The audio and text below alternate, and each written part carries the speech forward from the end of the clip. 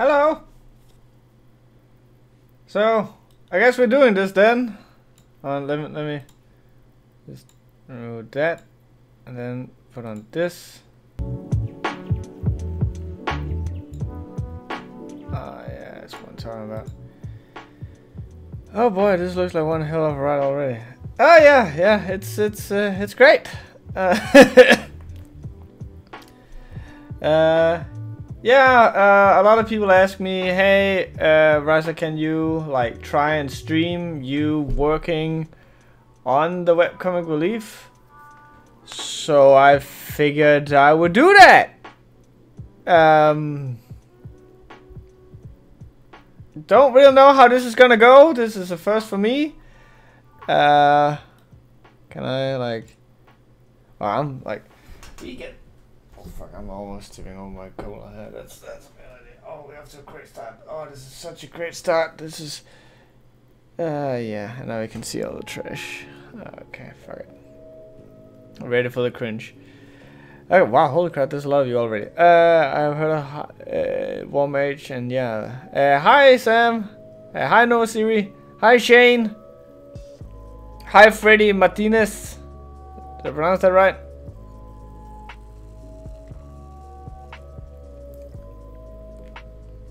Also, can I get a little props for like the cool persona thing? Oh yeah, well you're supposed to. Like it's not a secret. It's like it says right here. That's the wrong way. Right here. the thing is mirrored. That's why. So let me fire up my my script, because you're really gonna get like a behind the scenes thing going here. So what we'll be working on at first is that I'm going to be doing the picture thing. You know how when I usually talk over some pictures and like the picture pans and all that shit. So that's what we're going to be working on first off. Depending on how much time we have, we will also be working on the footage with me in it. I can't work on the intro yet because Hugo hasn't gotten back to me with the title card yet. So yeah, we will have to make do. This is gonna be fucking weird because you're gonna be hearing like two of me. Like you're gonna be hearing this, and you're gonna be hearing the thing from the actual editing. Let's see here. Hi, Majestic Juggler. Love the persona layout. P5 is just A+ aesthetic. It is muy bueno. Sam says, Riser, John and I went to Vegas for our anniversary, and all throughout the weekend we kept going. I really miss Riser and Stefan. Yeah, I really miss you guys too. I don't think I will ever forget my trip to Vegas, and you guys are like major, like the reason for that. Oh, holy shit, that's the name. Opti Sensida. Hello, welcome. Can I pop this out? No, not there at least. No. What's that sound? Is this the Return of Time Travel Riser? It is. The webcomic relief, the director's cut. 2 Risers like in season 3. Where the fuck is the thing?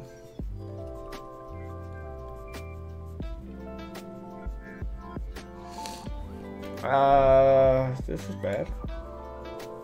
Where are you? Oh, there you are. Gotta find the script. So, if you have ever, you know, like thought about making your own comic review show or something, basically, like, look at this and feel free to steal everything.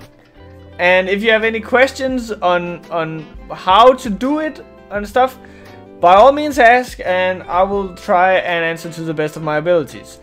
You're gonna get 100% like how I work, how I do this thing.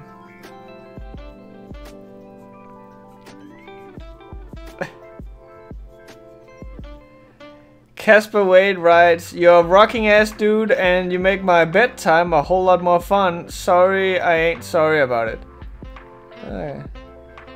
2 rices, 1 family. Yeah, you can steal all of this. If you want to review comics or something and you think like, hey, what Rice does is pretty cool, you have my permission to just like copy this shit down to a T. Don't steal my camera, that's just expensive and I need that. And to busy making my comics to try reviewing others. Okay. Kinda disappointed that this stream layout isn't going. Wait, alright. Can I hold on? Is the thing? Okay, this one is. Can I pop you out? Yes, I can. Great. I'm just trying to get this to work so that I can read the chat while still working on the script. Can we steal your boss's hat? Well, I have 3 by now. But this was a birthday present from my mom. So I would rather keep that. But let's not dilly-dally. And I've done my best to hide all of my porn. Because we're probably going to be like jumping all over my my computer, so I'm trying to not show my collection of weird porn. Jack Martin. Oh yeah, I'm Sleazy Tim, by the way. I can change channel name on Google account. Ah, it is my favorite Jack Martin. Seriously, like. Sleazy, do you have like a Patreon or something I can send people over to? Because I want to support you for all the bomb-ass work you've been doing for the webcomic relief. I'm actually wondering, do you review fan comics? I know you review Faithful Hearts. What kind of fan comic of Kingdom Hearts and Grin Tales? But what about us? I would say that I would review fan comics more. It really just depends on whether or not I have any personal affiliation with it. I have a personal affiliation with Kingdom Hearts, in that I'm one of the very few people who fucking despises that series. And there was the Grin Tales from down below, and that was just mainly because so many people had requested it. But if there's also the Bleach comic I did, and there's the Avatar comic that I did. So basically, yeah, I'm more than up for that. Dominic Deacon, okay, well, seeing that we're already like behind the scenes, I am actually trying to read Dominic Deacon. The problem is that how do I put this? It takes forever to load a page on my iPad. Like I've said before, when I read these comics, I typically do so on my iPad, and just gotta figure out where the fuck I put the file. And so, where the fuck are you? Warmage. And so when I'm trying to that's where the no, that's not where I'm going. Oh fuck, I had it right the first time. There. No, I didn't. Fuck, I need the audio. Fuck. There. I'm all over the place. I'm sorry, this is new. But what was I trying to say? Oh yeah, I'm reading the comics on my iPad, so it takes forever to load a page, and I'm not just gonna lay there and just stare at my iPad and wait for a page to load, because we're like talking a full minute in loading, and that's gun mouth. Don't just ignore it. You're my YouTube crush. I'm not a stalker, just a crusher. No one can deny how cute you are, and that voice is sexy. Again, sorry about it. Hey, I'm not ignoring you, man. You like you get this. All the love. You get all the love. Can you even hold on? Right. Okay. There. Yeah, you get this. All the homo. If I don't know. Are you a guy? I don't know. Casper sounds like a guy name. Would you review Dragon Ball Multiverse? I would think about it, but there's some petty bitches in the Dragon Ball community, and they are more insecure than the Homestuck people. So don't wanna, you know, rock the boat too much if I can avoid it. You can't hide your porn forever, fool. Well, as long as I can hide it for long enough. That's really where I'm going. Honestly, Kingdom Hearts is a goddamn hot mess of a series in writing. Yeah, that it is. Jack Martin, I would consider putting one up. I'm just not sure what I'd put up on it. Maybe once I got playing with giants figured out. I would say you could put that up there. Because you're like, I'm gonna suck off Jack Martin here a little because you're so fucking talented. I bet people will throw some money in your direction. Would you review Noblesse? Well, it seems like webcomics are starting to it's starting to embrace, like it's also grabbing manhwa, and so if that is true, then yeah, absolutely. It really depends on whether or not people want that. Hoping I can redo my first 2 chapters. If by some twist of fate you ever come across mine, I would love that. Cause oh boy, I need to fix that. On topic of says, do you ever plan on reading Bleeman's other comics? And if so, God have mercy on your soul. I was actually thinking of in this season covering the Powerpuff Girls doujinshi or whatever. Is that how you say it? I have lost some of my weeb over the course of the years. Thank you. No homo is not nice. I don't think I said no homo. I actually think I said all the homo. And if I said no homo, then I meant all the homo. Would you read 5 Years Later by Kuro the Artist? Is that? No, I'm thinking of Kill the Wolf. That's the weird. Not talking about that. I guess. Have a great day from all queers in. Oh, Cincinnati. I was like, what the fuck is that word? Well, you too, man. Have a great day from Denmark. Remember reading his I Set webcomic mini issue. I was too edgy low. Oh god, I haven't even touched that one. Okay. Okay, now we're all caught up. So basically, this is I'm just gonna focus on this a little. This is Photo Story. For those of you who don't recall, in my Lightbringer review, I mentioned how this is a program that what's his name? Lenkara actually suggested to me, because this was the program he used. I don't know if he still does, but it's fine for what I'm doing. And so basically, we're gonna go here. Fuck. There we go. And what we have down here is the audio that I have recorded beforehand. I've already had it through the editing software and stuff, so it sounds as crisp as you guys are used to. And then we're basically just gonna find out where I slipped up and cut that out, and then add the pictures to it.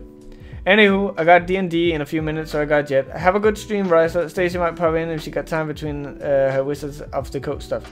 By all means, have a great D&D session. Say hi to Stacy if you see her and she can't hop in. Yeah. Will you be reviewing Chalkworth Academy, the other webcomic by Dave Chung? I actually tried to track it down a long time ago, but I couldn't find a full gallery. I couldn't find all of the pages. That's what I'm trying to say. So what are we watching today? Well, we're watching me working on the webcomic Warmage, which is the next webcomic relief episode. So you see all these hills here, these little spikes. That's audio. So basically, what we're gonna do is that we're just gonna go in and we're gonna see. Like I have the script on. Like I'm working on this screen right now. I have the script over on this screen, and so basically I'm just gonna go through it and see like, oh, does this fit with what I'm like with what is being said, you know? So let's see.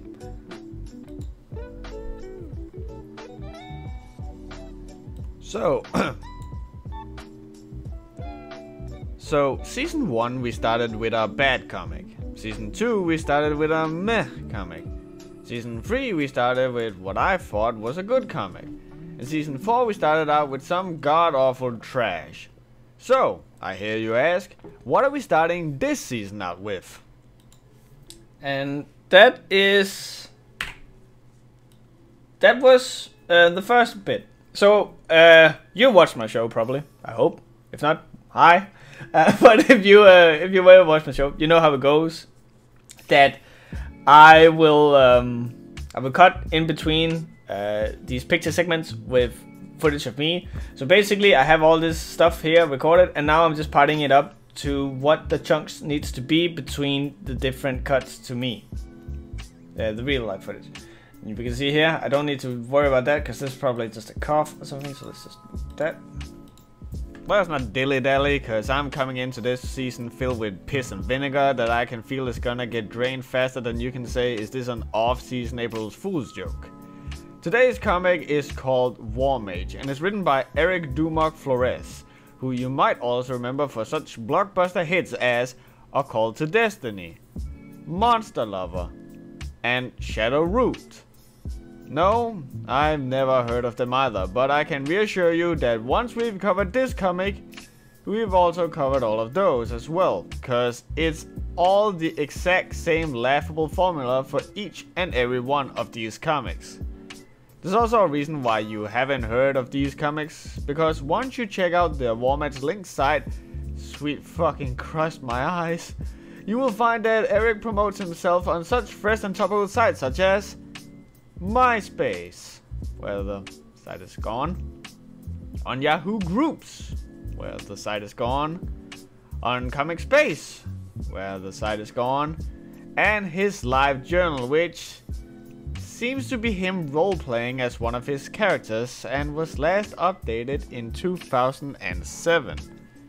You can also go to his Twitter, but all of his tweets are protected. So really the only way you... Okay, so you can hear me. So basically when I'm doing these things, let me just do this real quick just so I remember it. When I'm doing these things, I'm basically just reading aloud. Over the years I've gotten better at just reading aloud from the script, and that's what I'm doing here. Every now and then I will obviously, like, because I'm trying to read while, you know. Oh sweet baby Jesus, let's just do that, because oh my god, I did not censor that picture, I just realized. So those of you who made their own comics, and I can't even make a call. So when I'm reading a script, there obviously I can't just, you know, keep going, and so every now and then I'll trip over my words, and that's what you hear here. So like you can hear his tweets are protected. So really the only way you... And so that, we don't want that, because we need this to sound professional. So I'm gonna do this. You can also go to his Twitter, but all of his tweets are protected. So the only way you got to really follow this guy is to go to his Tumblr, which you actually have to look for, and his DeviantArt. And you know what? It's not gonna be a secret that we're gonna tear into this comic. And you know what? Look for, and his DeviantArt. And you know what? It's not gonna be a secret that we are gonna tear this comic. And you know what? It's not gonna be a secret that we are gonna. So I don't know why you guys wanted to see this. So let me just say this: is just if you need something wholesome, this is the part of the whole process I hate the most. Guys sharing videos and pictures, and it's just super cozy stuff. Plus, you gotta respect the guy who's on the grind and hitting the gym like he is. And so the first thing we do is that we just, you know, part out this up in small chunks, because then we can like get a good look at things. Hey, what do you think of a comic about cartoons, anime, and anime-influenced cartoon characters traveling from one dimension into the next with a magical star crystal? That's my developing comic. I think it depends on how it is, how do I put it? How it's conveyed, because it's not for me. Like, it doesn't sound like it will be for me.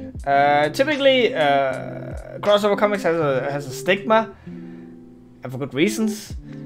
And this sounds kind of like a fan fiction, so it's not 100% for me. But maybe you can pull it off. I mean, even the worst plot can be pulled off great.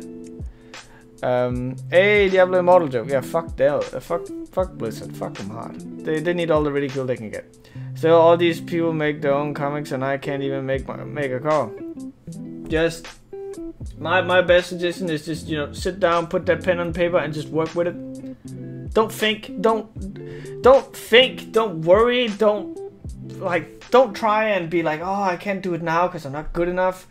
Because you will always be like that. You will always just be like, oh, I can't do it because I need to get better, I need to get better. And you're just constantly just pushing the thing back. Don't do that. Get in there and just do it. I'm just starting my second act. That's good. There's something that, well, come on. About 10 pages in. Oh my god, he's still doing that dumb shit. Sounds like a popular fellow. Hi, we did find your porn. No, you didn't! Didn't Tumblr delete all not safe for work stuff? Yeah, they did. Well, the Tumblr line's about to be outdated. Oof. My head hurts, Riser. They'll do it the 17th. Which one is the real Riser? I am the real Riser. No, I'm the real Riser. Tumblr is self-imploded and didn't actually get rid of the bots. Who do I shoot? Then they're just playing post. I think they're gonna backtrack horribly. No, murder more. Yeah, idea can be great, but the main problem is how you would handle this idea and make it work. Exactly. Is Linda's a good comic? No. Just no. I do it after the stream. Good.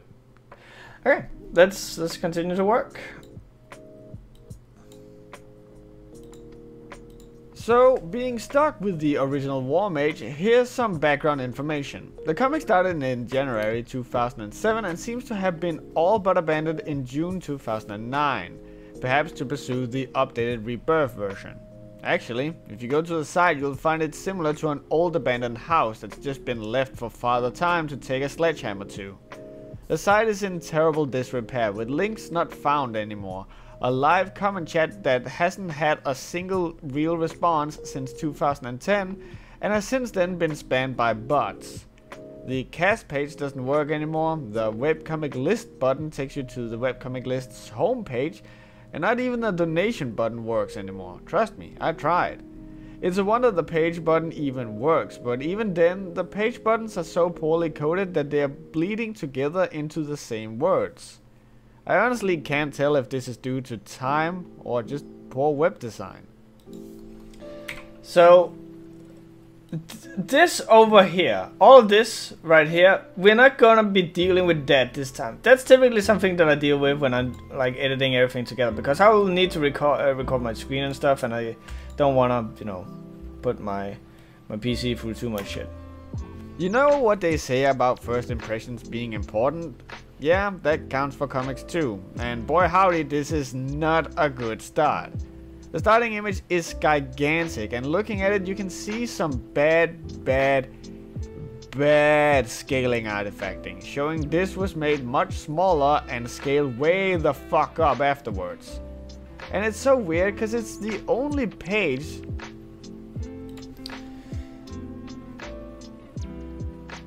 So, if any of you ever wonder why does it take so long for Riser to get those videos out, it's because it's extra weird because I have to do this, and it's just like the most boring scaled way the shit fuck ever. up afterwards.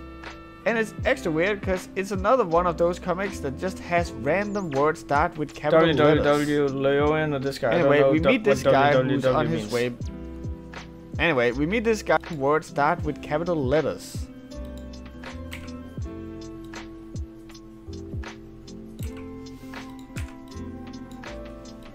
Anyway, we meet this guy who's on his way to become a witch, not a warlock, which is also mentioned on several occasions in this comic. No, a witch. You know, like Sabrina, and Hermione Granger, and Rita Repulsa, and the Enchantress, and my ex-girlfriend. Okay, so this one I'm gonna, you know, cut myself off, so let's just zoom in. Let's just do it here. And my ex-girlfriend. There you go. Anyway, this is our main protagonist, Lol. Trust me, that makes sense in the context of things. Here's Jim, okay? Fuck it, we're going with that. Jim wants to be turned into a witch again. In case the t-shirt with a fucking pentacle on it wasn't fucking obvious. There's apparently this shop full of witches or whatever, and Jim's the first man to be initiated as a witch. I fucking wonder why. Also, am I the only one who's getting some really bad Elseron Chronicle vibes from this? Anyway, Jim was apparently more or less taken in by his coven when his super Christian mother kicked him out after finding out that Jim practiced magic. Trust me, this will shit its bed super hard later when we get to the prologue. Trust me, this will shit its bed super bad later when we get... Trust me, bed soup dick. Trust me, dick. So what I typically do is that I look at these spikes and see, okay, this kind of, you know, like follows the same pattern, which will mean that the last one is the one that I get right. Meaning we can do this. Finding out that Jim practiced magic. Trust me, this will shit its bed super hard later. What webcomic is that, Makoto? Anyway, the ritual starts and we...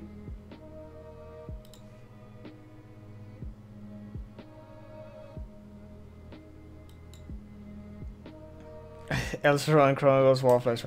I think, like, even if it's not an actual webcomic relief episode, I kind of feel that Elseron Chronicle... I can't even say the word. Elseron Chronicles is one of those pivotal moments for the webcomic relief. Actually, how do you pronounce this name? Levelin or something. Like, it's fucking...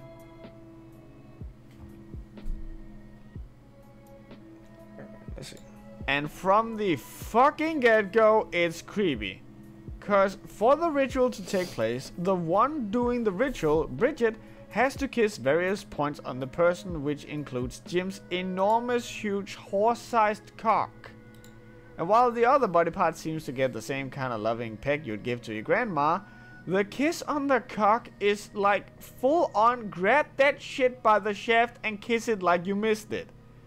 And it's even worse considering that Jim's just... And it's even worse by the shaft and kiss it like you missed it. I don't, like, this is gonna be really weird because I'm, you know, because I'm gonna be commenting on stuff that I say myself, but kiss it like you missed it. I'm really happy that I came up with that. Kiss it like you missed it. And it's even worse considering that Jim's just before this mentioned how Bridget in many ways is like a mother to him.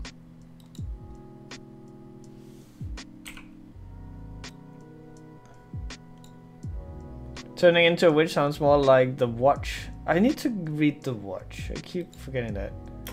Once the ritual is over, Jim decides on his new name and says that from this moment forward, he shall be known as Warmage. Not only does he still get called Jim in the future way more than Warmage, Dad or Daddy, don't ask, but I kind of feel this very much is like the reason why people are now allowed to change their PSN account name. Because they ended up with embarrassing shit like this. Like fucking really? It's a wonder it's just this and not XX Warmage 420 kill XX or some shit. Anyway, much like all terrible webcomics, Warmage seems to be in a rush to get any and all setup out of the way as fast as possible. So the ritual has hardly ended before this Indian lady enters the room. Well, Makoto, I asked what webcomic it was. Like, what's the name? Who's apparently someone Jim knew when he was very young. Kriti Samudasi here is apparently here to be Jim's wife. So that was actually not like intentional that I was gonna stumble over my words because it's Kitri Samudasi, so it's not really that, you know, that hard.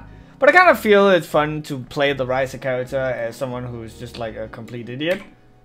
Because that reflects me. Assassin Ninja 4827. Yeah. That was...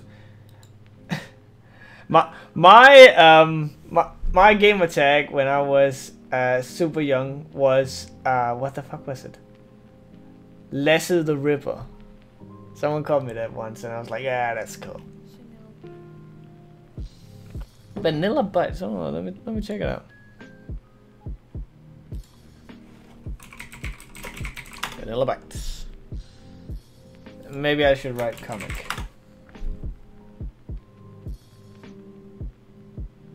I can't find it anywhere. Is it in one word? Oh, here it is. Makoto and Kai. Hey, that looks pretty cute. That looks pretty good. I don't know. How much is there? Because like, if there's over 100 pages, I'll give it a look sometime. Wolf, what's this? A hacking edit stream? Screeches affectionately. Ugh. Why you gotta be like that? I am dead. Stone Cold Steve Austin serious. They might put a different spin on it. I am dead. Stone Cold Steve Austin serious. They might put a different spin on it to make it sound more cute, but when all is said and done, Critty was made to be the perfect fuck. No, I haven't read Sleepless Domain. She comes to Jim to help him by fucking him. She's perfectly fine with Jim having a girlfriend as long as she still fucks her. She several times says she'll be ready day and night to fuck Jim. No deed or position is too much for her, cause she only is there to fuck Jim. Every goddamn word attached to Critty is how she's all about fucking Jim. So much so that during a particular confrontation she announces herself as the girl who Jim fucks. She also seems to have a 6'8". Oh god. Can't believe I'm actually having, like, the quote that's coming up is like really one of those things where I wrote it, looked at the script, and was like, are we doing this? Herself as the girl who Jim fucks. She also seems to have a 6-inch taint for some reason. Anyway, Critty is here cause who cares, and is giving Jim a dowry, which is a thing in Asian culture. Dowry?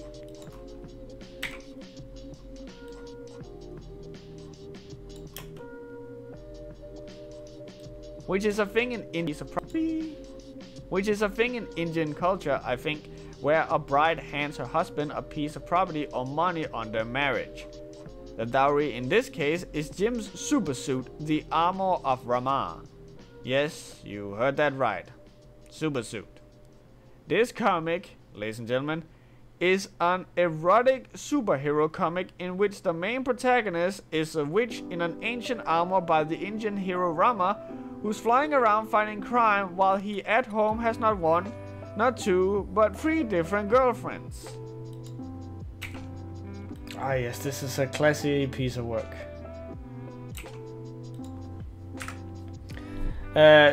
Stone Cold Steve Austin series, nice. Yeah, I'm actually pretty happy about that one too. Meta Senpai on hiatus. It is my sworn duty as a McFreaking Goober to be the cringy one on stream. Well, A+.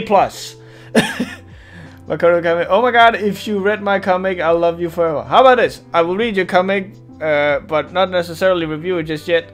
Will you still love me forever? See, I'm using your words there. It's like a Faustian deal. Is that what it's called? Let's just, you know, unwrap this enigma one layer at a time, because I'm pretty sure if... Let us first of all tackle the sex, because I know some of you people out there are some regular old horn dogs. I mean, most of you are furries, for Christ's sake. So, remember how it was super uncomfortable that Jim just had this huge, enormous dick kissed by his mother? So, remember how it was horn dogs. I mean, most of you are furries, for Christ's sake. So... Oh, no, it's not a Faustian deal, isn't it a Faustian bargain? For Christ's sake. So, remember how it was super uncomfortable that Jim had this huge Cube enormous Riser dick kissed by his mother figure?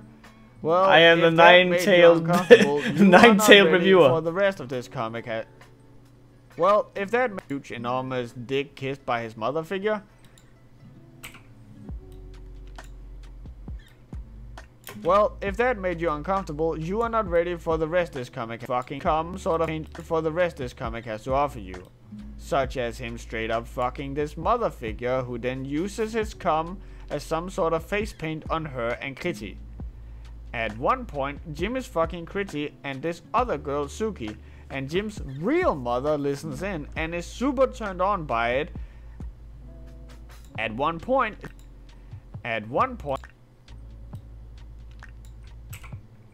This is gonna get flagged on YouTube, I can feel it. and Kitty. At one point, Jim is fucking Kitty and this other girl Suki, and Jim's real mother listens in and is super turned on by it, starts flicking the bean to it, and then shortly after gets her own son's cum all over her face and in her mouth, and isn't super against it. And if that wasn't bad enough, this comic will, for whatever fucking reason, at 2 points completely derail the entire fucking comic to lecture the reader about how to do anal sex and what cock worship is. Sees the stream and opens up in here. Well, you guys are first after all. Yeah. I like to make fun of the fact that even though I became infamously known as the guy who hated furries, the majority of my viewers are now furries. Oh well, the vocal minority, if anything. And another about Russian girl arriving to my crime-infested city. Sexy. I want to know where you find this. Where you found this. I actually found this in... it was suggested to me, and then I later found it on the Bat Webcomics Wiki. Welcome to another episode of Sex Talk with Comics. No, we couldn't figure out a different name. And hey, blame Alex F9. Big package of text from Warmage. Let's read this juicy bit.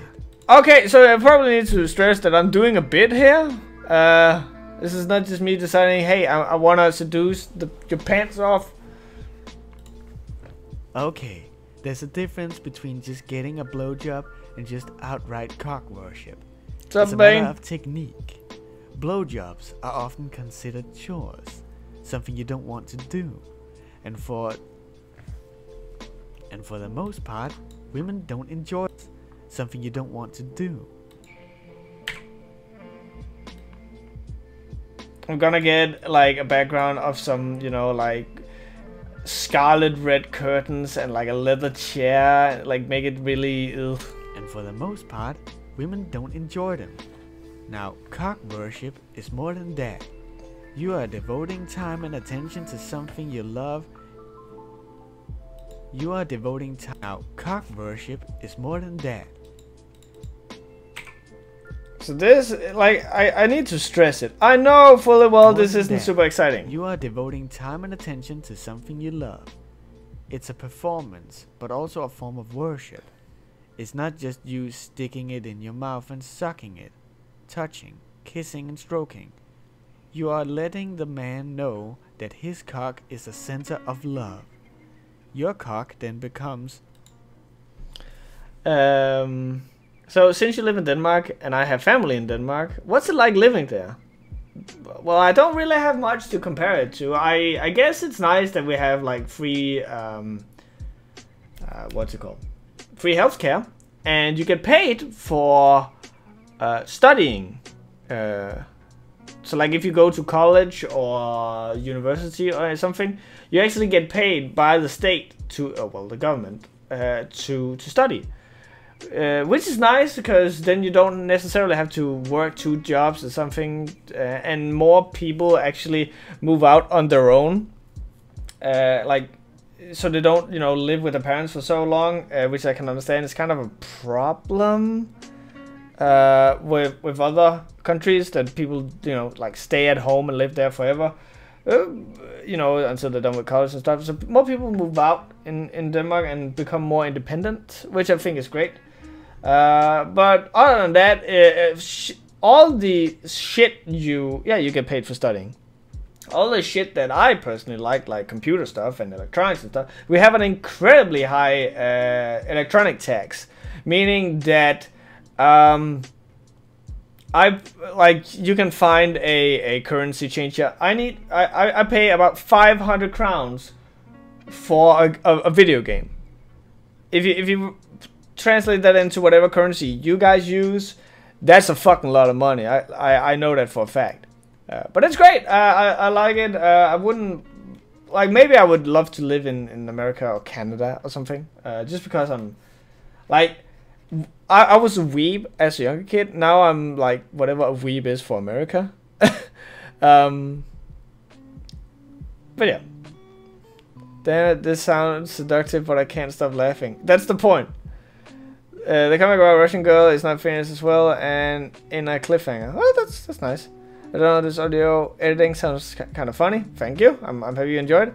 Isn't the sex talk thing from the Discord chat? I know for a fact that I read that before. Yeah, I posted it in the Discord chat because I needed to share it with someone because it was so dumb. I would be hella more interested in studying if I got money for it. Weeb American. Yes, I'm a Weeb American. It's actually great. The problem is, however, that more people then, you know, don't finish a semester. Like they won't finish the last semester, so they just can keep doing like different courses, so they can you know, just get paid for doing nothing, and then they never show up. The thing about universities in Denmark is that you are in charge of your own learning, meaning you don't have to show up. If you don't show up, well, fuck it. It's like once the exam comes, and if you can't like pass that in flying colors, then fuck you. Have you ever read any philosophical works like Camus's The Myth of Sisyphus, Aristotle Poetics? So the thing is that for some odd reason in Denmark those names are translated. So I probably have. We had a lot about that in psychology. I think my favorite one is Lok Sok, or there's also what the fuck? Something about a ship. I don't recall the person's, but it was like some Greek guy's ship, which is one of my favorite thought experiments. But we also read a lot of Kierkegaard, stuff like that. So yeah, I have read some philosophical works, because philosophy actually kind of bleeds into psychology. So like that was really cool. Love. Your cock then becomes her all-consuming need. Yes, we've changed. Your cock then becomes. We've changed narrative standpoint now. More than just a tool, it becomes her life, her food, her total being. She begs you to come. She becomes enamored with your cock. You can't refuse her when... Do your universities in there not have a credit system where you need to dedicate a certain amount of time to your study to pass?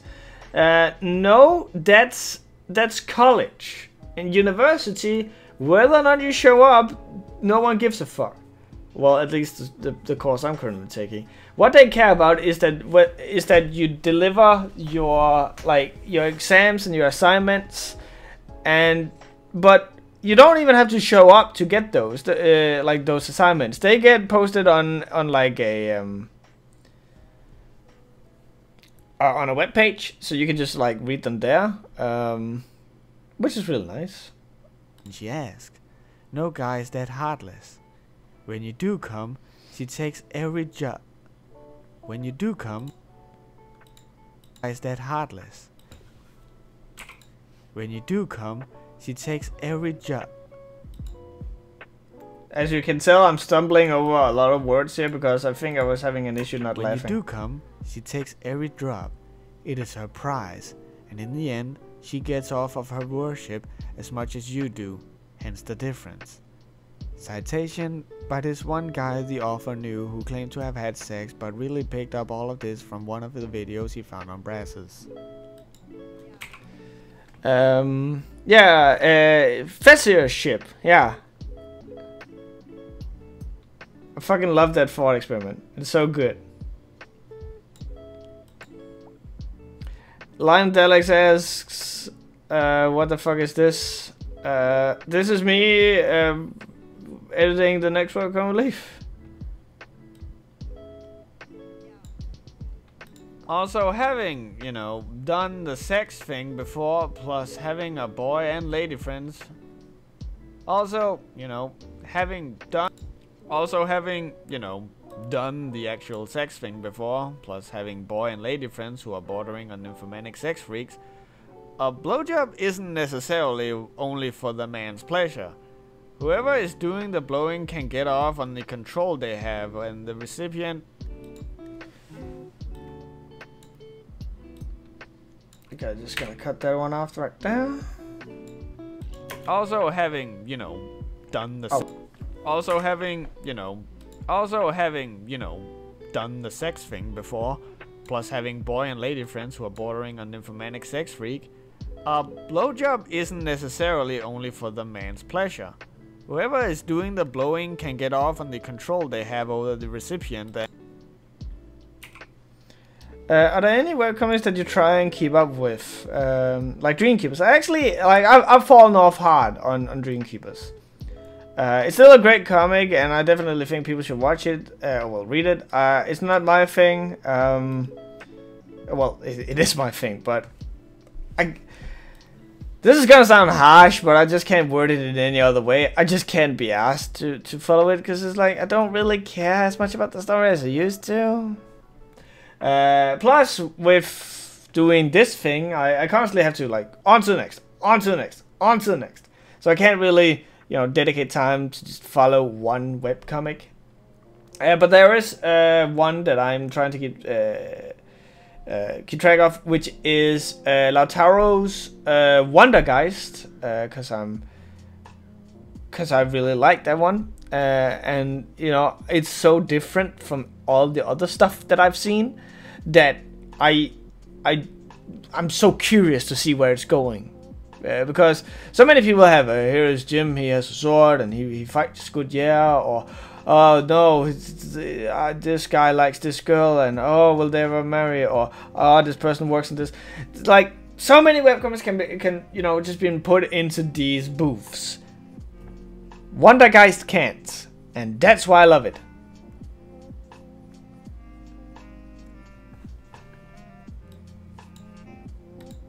That and Lautaro is one of my top 3 artists of all time. But hey! This all just screams that this is written by a guy who hasn't actually had sex and based the majority, if not all of his knowledge about sex off of pornos or hentais.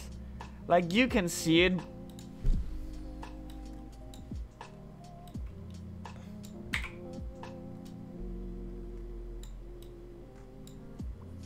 Like, you can't see it, but his dick is the size of a goddamn arm.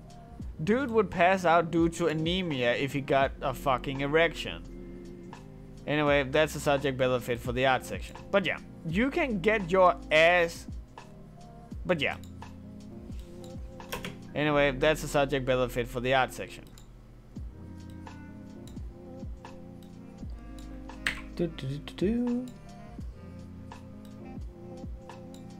Also, just want to state this right off the bat. I don't even know if you can see it. Oh yeah. I sit in weird fucking ways. And sometimes when I'm focusing on something, my mouth is constantly open. This is like, those are some of the main reasons why I've not done these kinds of things before. Because I sit weird and I look weird while I'm just doing my own thing. Risa, if I ever print a Vanilla Bytes and read December, I want to send you signed copies to you. I would be thankful forever.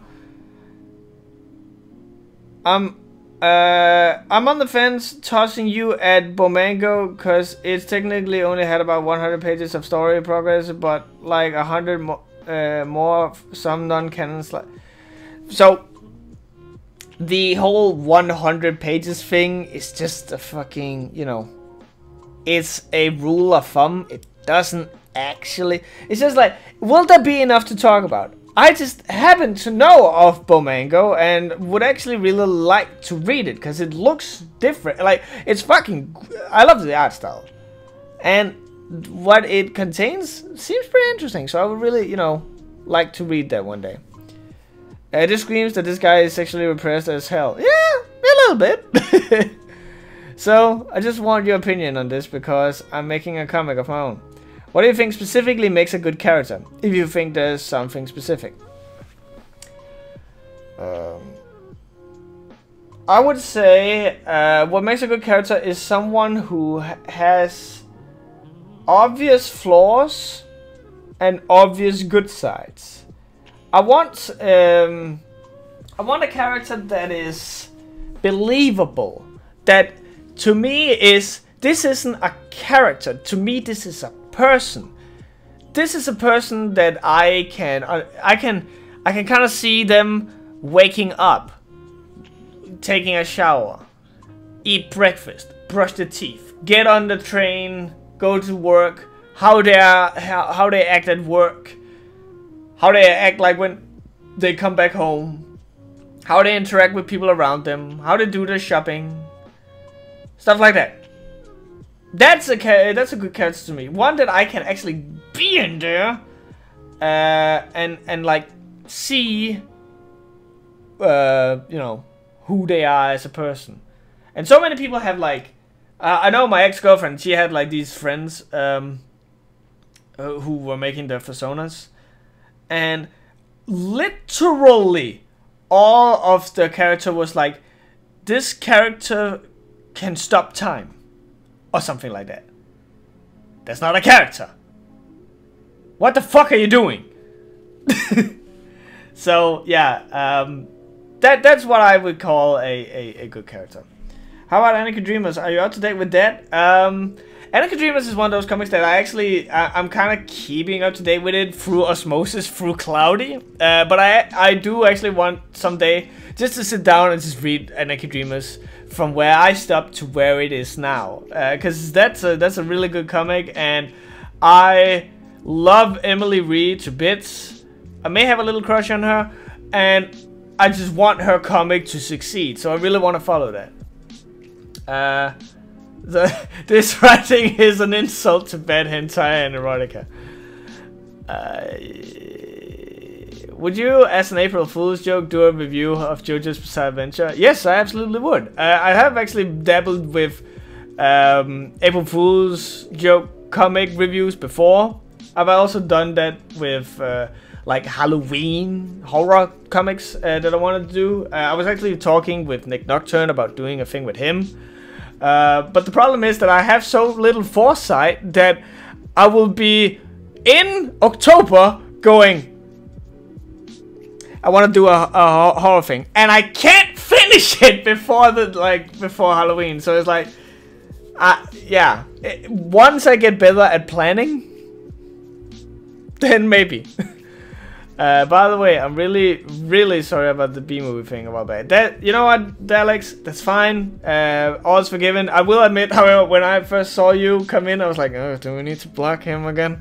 But yeah, I'm happy that you could see that wasn't really cool. But you know what? Water under the bridge. Is there anything for me? Boobs are actually tricky to draw. Absolutely. I try and keep that in mind. Emily Reed is the best. Emily Reed is indeed the best. For the art section. But yeah, you can bet your ass that if Jim isn't out saving the world as a superhero, he's getting into sexual antics that seem so forced and you can bet your whole ass that if Jim isn't out saving the for the art section. But yeah, you can bet your whole ass that. Oh, thank fuck, Stacy, you're here. Because I was actually just about to say, and I also have a crush on Stacy. But, you know, now it's out in the open. That if Jim isn't out saving the world as a superhero, he's getting into sexual antics that seem so forced and convenient it'd make a porn movie blush. Plus, the way that the girls and him interact when the girls dare to question Jim and how he has several partners is some fucking cringy sociopathic nightmare material. Like when Jim's first girlfriend, Suki, asked Jim if he likes to be with her better than anyone else and if he thinks she's special, Jim's response is, This isn't a contest.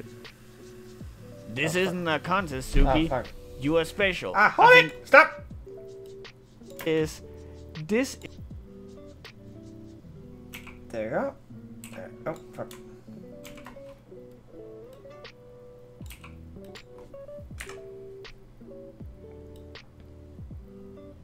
I'm okay with that. Well, I'm happy that you're okay with it.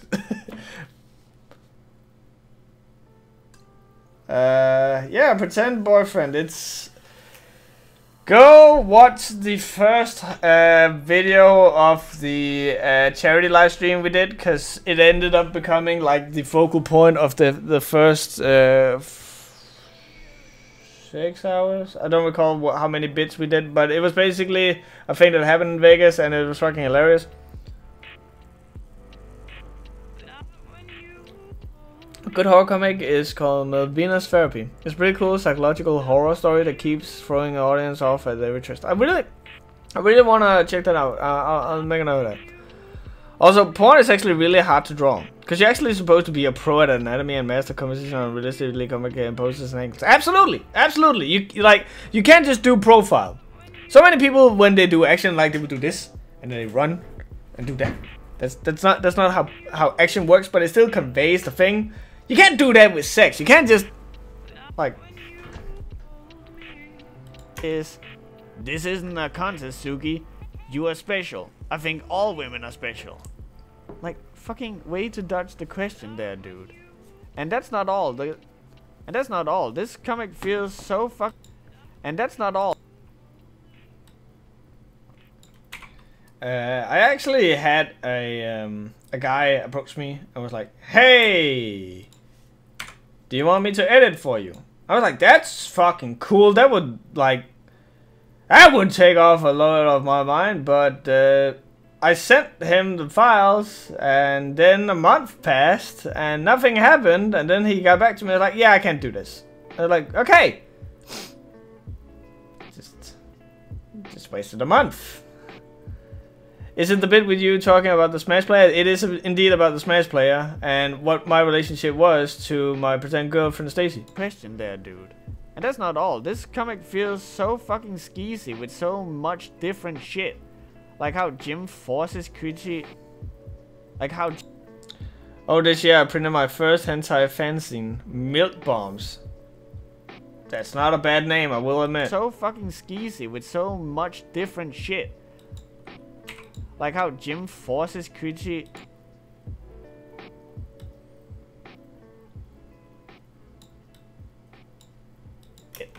Like how Jim forces Kitri and Suki to fuck for his pleasure. How he makes Kitri fuck her own sister. How Jim talks about treating women and how to keep your pimp hand strong. I kind of feel all this will make much more sense once we actually start, you know, adding pictures to it. Quickly along. Because I know what's gonna be there. Part. This part is also dumb, but not as bad as the sex stuff. It's still equally as forced, contrived, and childish, but not as bad. Well, blame Alex F9. Weird name, by the way. Sorry. But yeah, they actually showed me a video that they edited together, and it actually looked pretty solid. And I don't think this is super complicated. I think what they had done was already more complicated, but you know. It's clear that Eric, when he wrote this, had that thing where he felt Christianity was super stupid. And he was so far superior to it because he didn't believe in it. So the main antagonistic force is some super devout Christian guy. But that's somehow not the weirdest thing. Not even the most insulting thing either. I'm not even gonna dance around it. And one most insulting thing either. Where's the script?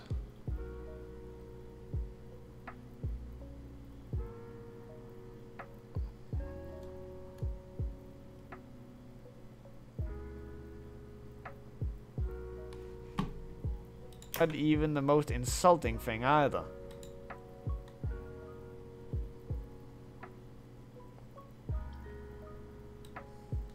I'm not even gonna dance around it. At one point, we get a background story of Jim, and I'm just gonna...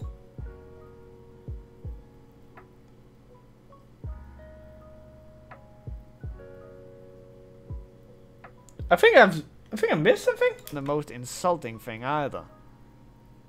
And not even... Does this one start with moving quickly along? Moving quickly. Oh yeah, it does. I don't think I got this right. Okay.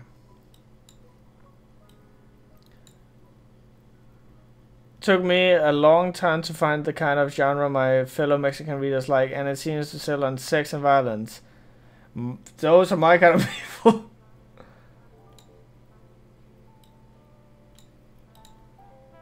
I'm not even gonna dance around it. At one point, we get a background story of Jim, and I'm just gonna quickly gloss over how Jim found a magic book and how he was super close to his dad, and instead just talk about that. I'm not even gonna dance around it. At one point, we get a background story of Jim, and I'm just gonna quickly gloss over how Jim found a magic book and how he was super close to his dad, and instead just talk about how his dad died. Because in this world where there's mages, witches, super Christians, warlocks, cyborgs, and what have you, how did Jim's dad die? What is the fantasy element that killed off Jim's dad? Why, it's 9/11, of course. Why? Of everything you could put in, real or otherwise, why did it have to be 9/11? You could, witches, super Christians, warlocks, cyborgs, and what have you.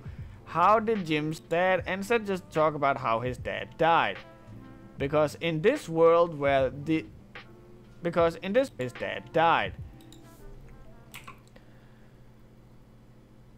I'm just gonna stick with scary shit happening in high fantasy. I don't know, for me it's all about idea and story. If readers want violence and porn, they better find someone else, cause I draw what I want. That's a good thing. Do what you want. Don't...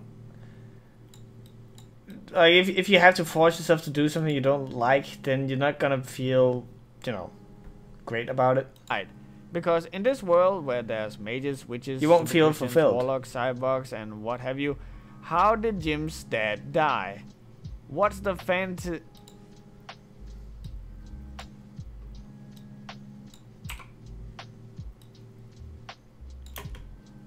What is the fantasy element that killed off Jim's dad? Why, it's 9/11, of course. Why? Of everything you could put in, real or other, that killed off Jim's dad. Why, it's 9/11, of course. Is there any story from a webcomic or from classic novels that has made you sit down and think on the subject? Does it have to be a book? Can it be a movie or a game? For a book, I think Incredibly Loud and Extremely Close really, you know, just made me go...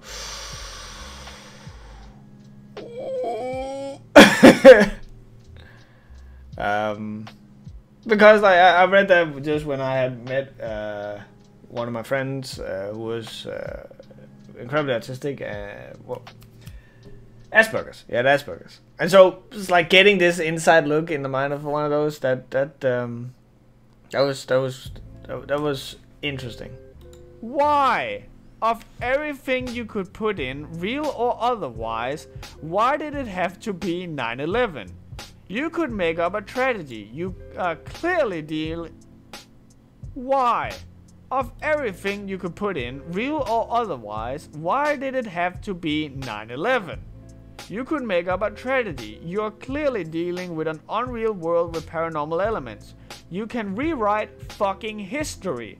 So why the fuck did it have to be 9/11?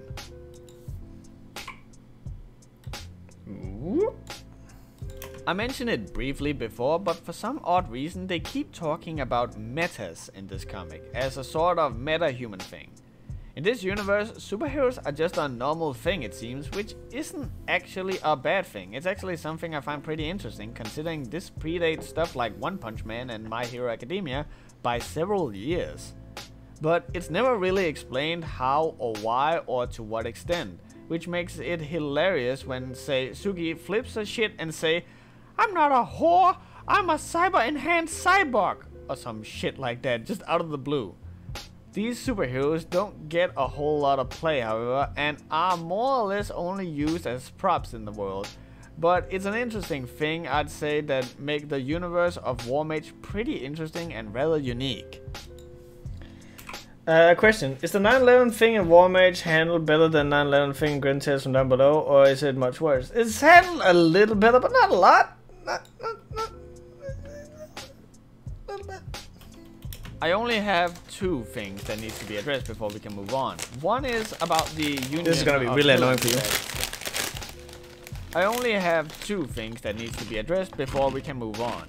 One is about the union of villains that attacks Warmage and his insane whore posse. Because during one attack they mention whore posse. Whore posse.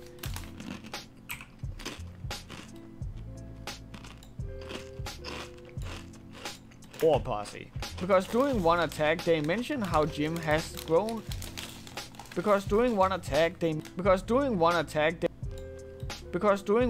present. At first you just think posse. Because during one attack they mention how Jim hasn't grown aware of his webcomic presence yet.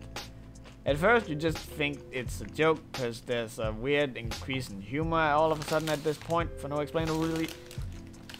At first you just think it's a joke, humor all of a sudden at this point for no explainable reason. Okay, wow. It picks up on audio. I'm sorry about that. Nom nom nom. Because during one attack they mention how Jim hasn't grown aware of his webcomic presence yet. At first you just think it's a joke because there's a weird increase in humor all of a sudden at this point for no explainable reason. At first you just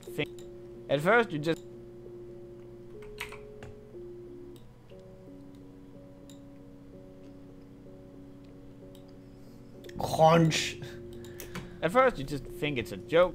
I need to like eat gummy bears or something, but I hate. At first you just I hate think the it's taste a of joke sugar because there's a weird increase in humor all of a sudden like for no explainable candy. reason. But it actually turns out to be a vital plot point later. Yes, Jim actually becomes aware and acknowledges he is a webcomic character at one point, and even uses this fact to escape a predicament because the writer would obviously write it so he could escape. Now I'm looking at the script here and it actually is supposed to continue, so I'm just gonna do this. Obviously write it so he could escape. And just when you think this is too stupid to be real, look who fucking shows up. Remember this guy? It's the smiling guy. It's the smiling guy. But this guy?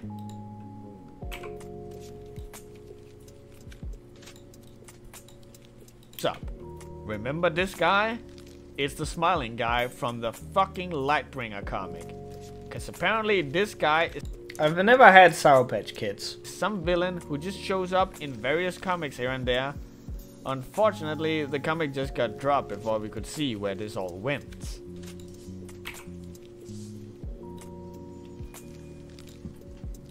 As brain dead, insane, and downright offensive this comic is, I gotta admit I enjoyed reading it. Partially because you just wanna see what the next dumb thing is.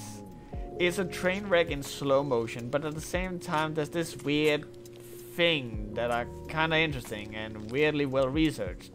The comic is constantly moving, and even though I found the sex repulsive, it kinda manages to break things up, so you both get a goofy action scene, and then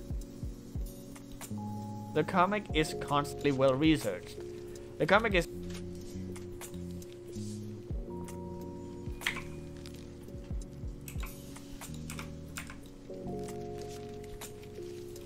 and weirdly well researched. The comic is constantly moving, and even though I found the sex repulsive with how it was depicted and all that, it kinda manages to break things up, so you both get the goofy action and the even goofier sex, and you are never wondering what's what. Okay.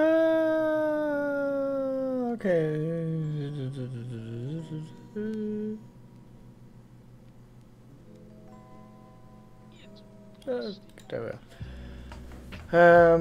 Okay, let's see. Sure, but hey, Riser, you like that SpongeBob Fallout? Oh yeah, I fucking love that one. That was great. Thank you for that. Just drink water after eating a bunch of gummy bears. The water causes them to expand and take up more space and give you stomachache. Okay, well, I don't plan on eating gummy bears. Like if I had to eat any candy that's not chips or popcorn, it would probably be like licorice or something. I'm more for the salt and not for the sweet. Has there ever been a comic that probably handles 4 wall-breaking elements? There was that one where they tried to do it with 100. I remember that because like everyone talked about how it was like the best thing ever. I'm like, what the fuck? What? For a mess of a comic like this, it's oddly. For a mess of a comic like this, it is. For a mess of a comic. For a mess of a comic. What? For a mess of a comic like this, it is oddly well paced and structured, and it actually manages to foreshadowing stuff before cashing it out pretty well in advance. In short, the writing of Warmage is like a Neil Breen movie, so bad that you cannot look away from it. Huge shout out to my girl Alice. We've watched so many of those Neil Breen movies. The last thing I want to talk about is that I could probably get.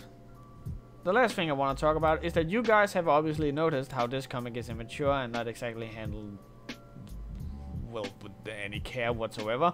So, as is true to form with these comics that don't handle shit well, of course it decides that it's a good idea to cover it. So, as is the nature of care whatsoever. So,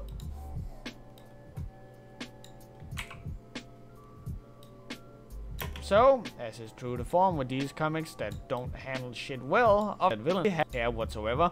So, as is true to form with these comics that don't handle shit well, of course it decides. I salute the light in your eyes.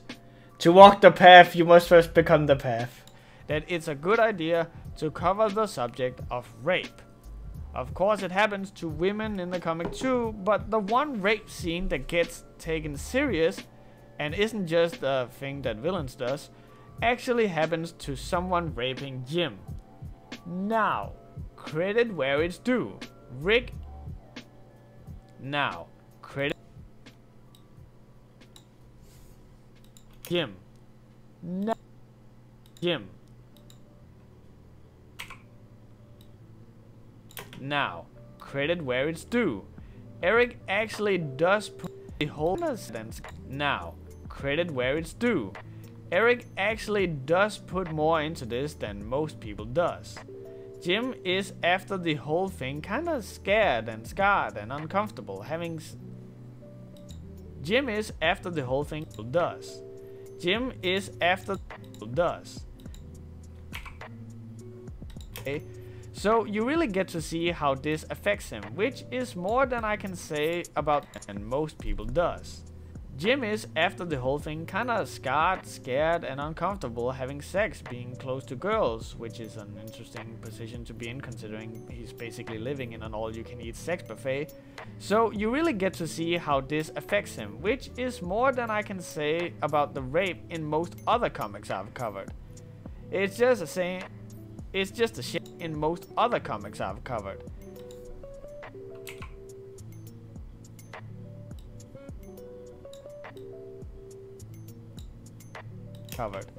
It's just a shame that while it's happening, Jim is so blasé and nonchalant about it. Heck, he's not even showing any real discomfort when he hears his thought. Heck, he's nonchalant about it.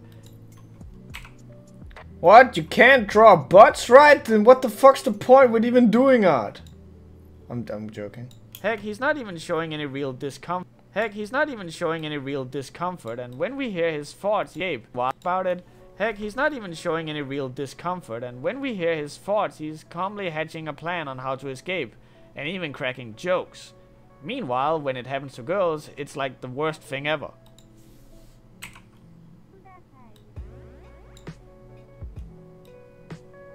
Oh, well, obviously men can be raped. Let's just get the positives out.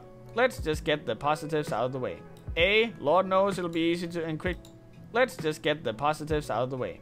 A, Lord knows it'll be easy and quick to talk about, and B, it's actually something I really appreciate. Now, being a Buddhist... Yeah, for some reason everyone just, like, has... Well, not everyone, but a lot of people have like, written me like, hey, what religion are you? Like, are you part of it? Like, are you an atheist? Are you Christian? Like, people seem to have really, you know, been crazy about that. So I figured, well, fuck it, now you can have the truth. It's not really, like, why, I don't know why you care, but fuck it, here it is. Anyway, being a Buddhist and having studied martial arts and ki for what it... Anyway, being a Buddhist and having studied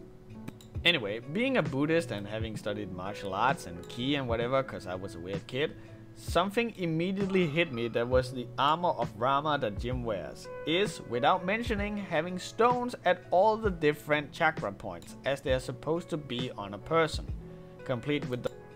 Yeah, they really did ask me that. Not as much anymore, but they used to. It was fucking weird. The one that hovers in midair with his dumb hat and dick cloth. It's honestly pretty clever and a design choice that's oddly fitting for the suit's origins. That and you can... for the suit's origins.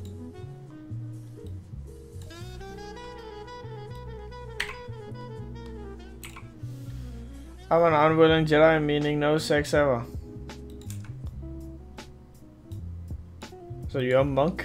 You live in celibacy? And you probably won't be able to tell. The way Eric draws the characters have sex, you can often really tell there's a heavy movement behind the fucking.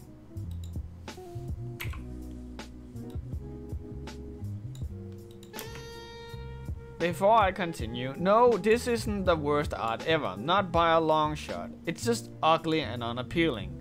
Meaning that there's some understanding and basic knowledge of conveyance there, but that's about it. Now, when I say it's ugly and unappealing, I don't just mean it's drawn bad. Well, there's that too. But it sometimes feels like Rick actively took steps to make things not look good. Like when you see these pictures, you'll get these weird black pixels here and there, almost as if it's dust in the wind. It's the same kind of shit you'll get by scanning a piece of paper that still has erasure tracks or particles of pencils that's been picked up.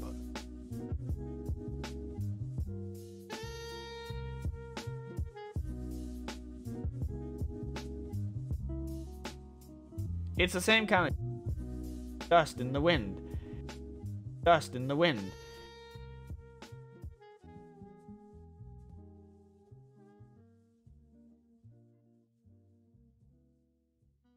Dust in the wind. It's the same kind of shit you'd get by scanning a piece of paper that still has eraser traces or particles of pencils that's been picked up as well. But if this is all digitally drawn, why have those in there? It clogs up the image and just looks poor and unprofessional. Oh, hey Luke, a link for the comic. Hold on.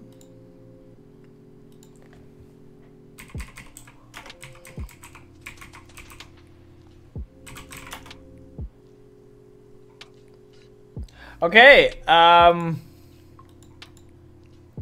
so if you just write warmage.com, you get a picture of a undead from World of Warcraft called Blacks with a white and pink tabard on. Okay.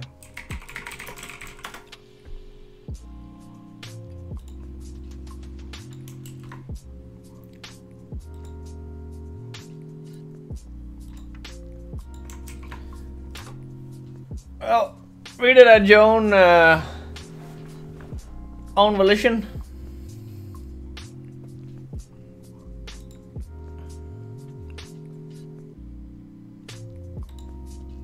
And unprofessional.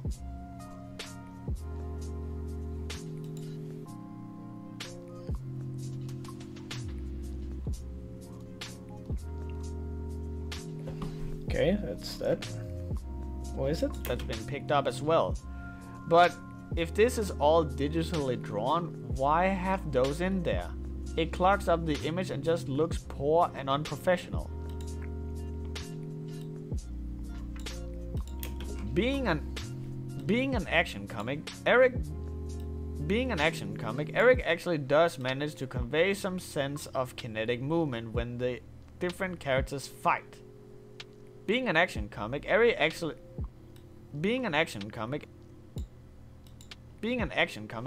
actually does manage to convey some sense of kinetic movement when the different characters fight. And then other times he completely botches it to a laughable extreme. I kind of feel it does the comic good that so much of the fighting happens with spells and magic, cause then the different characters don't have to connect with one another. Cause when that happens, it's just looking really, really odd and stiff. It's kind of weird that when the sex can have the sense of furious movement, the punches just look slow and pathetic.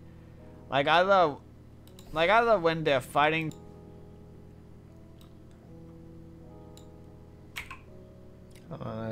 Like either when they're. Yeah, I fucking knew it.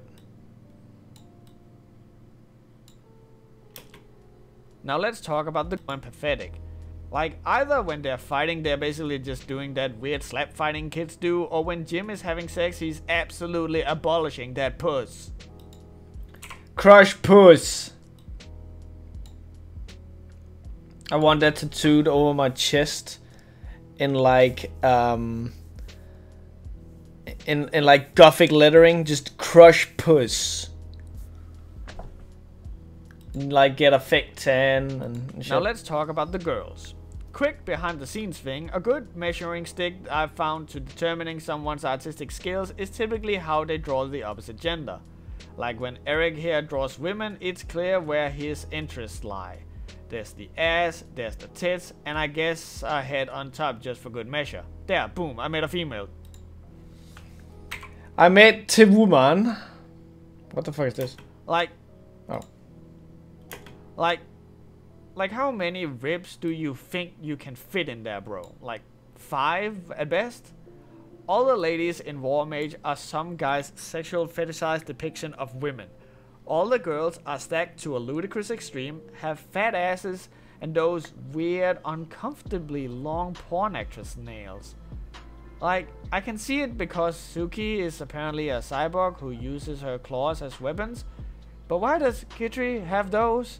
And why does Jim's mother have them? I also get why Kitri's demonic sister has them, but it's... Bro, have you seen Gymnast? You're talking to an ex-gymnast, my friend. Oh, that was not... Oh, that wasn't to me. Never mind, that's awkward. I also get why Kitri's demonic sister has them, but is it really a good idea though? Jim's mother have them? I also get why Kitri's demonic sister has them, but is it really a good idea to finger yourself with those? Aren't you gonna end up with internal bleeding if you go too nuts? Also, again, with the girl's weird thing.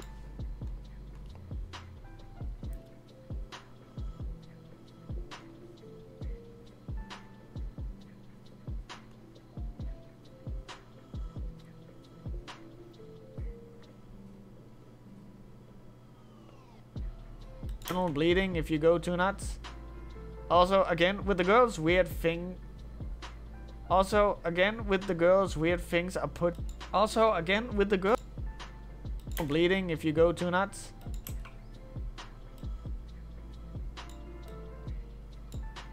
If you go too nuts. Also, again, with the girls, weird things are put in to make things more ugly than they have to be. Like, why are some of the girls' tongue blue and purple? Why did you give Kitri such a weird long nose? Why did you go to painstaking lengths to add weird bumps and shit to their areolas? Like, I guess it's correct, but it's not exactly like this comic is one of those depictions of reality here. I mean, for fuck's sake, Jim's gigantic dick just looks like a massive sausage.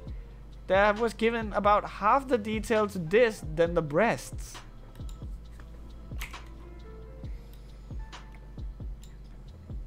Anatomy is not a word that Eric concerns himself with, nor is consistency.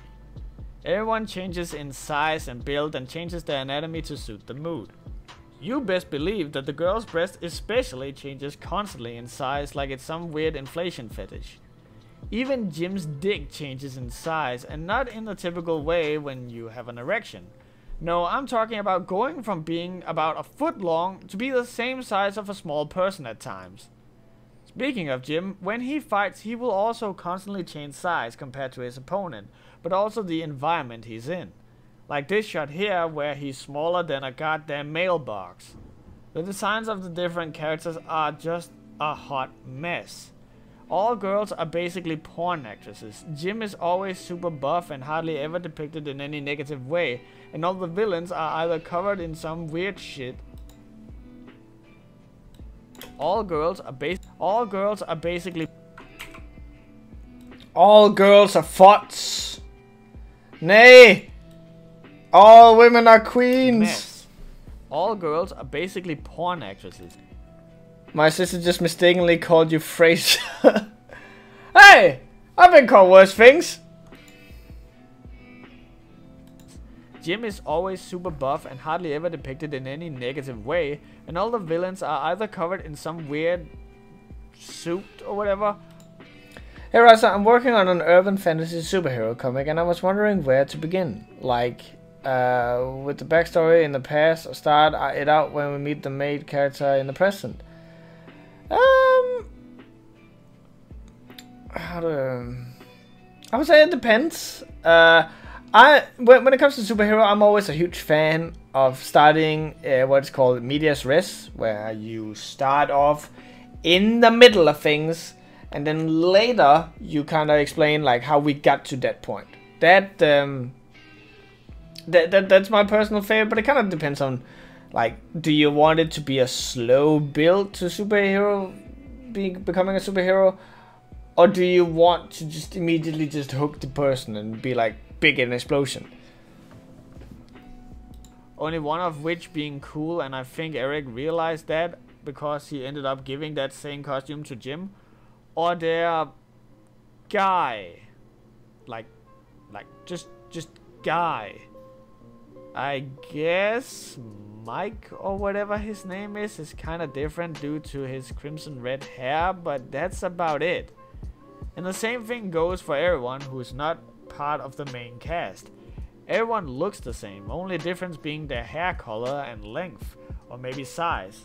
It's so bad you often get confused as to who is who. Frasier, now I'm just imagining Rice's reviewing being narrated by Kesley Grammer. You know what? There's worse things to happen than that.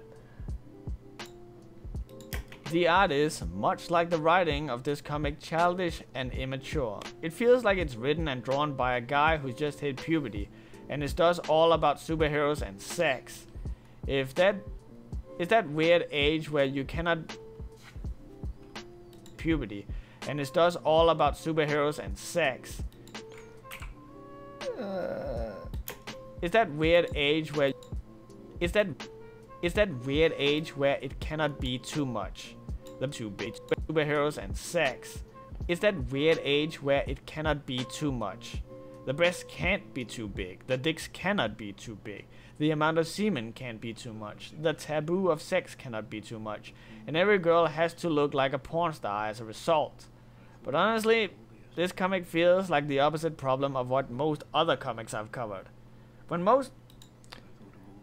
Up to you, Sensida, can you try and send, like, DM me or something, a page that you worked on, and I can see, like, go through it and give you some pointers?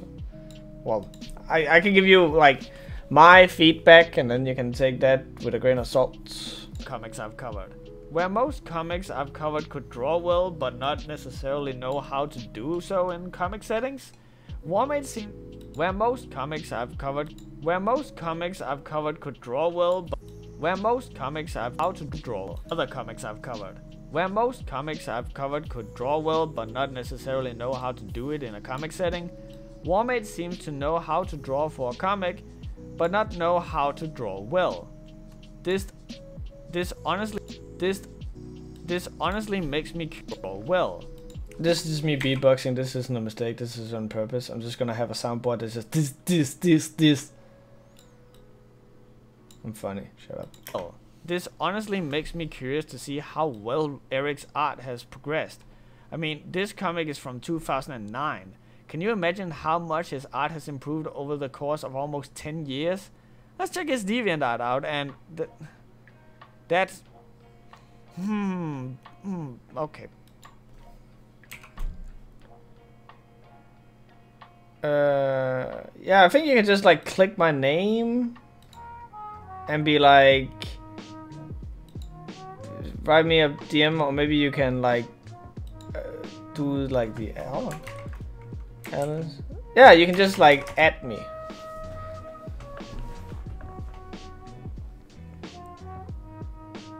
Oh, hold on. I think I have a slice of pizza here. One of the benefits of working at a pizzeria is that you get a ton of free pizza.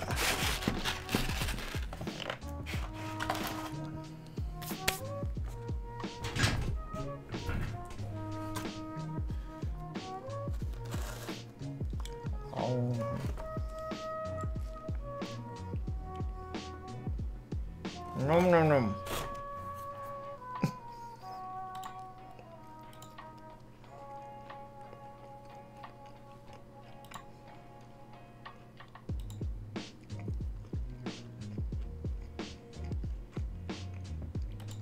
Okay. I thought it would have the camera and the intermission thing. Never mind.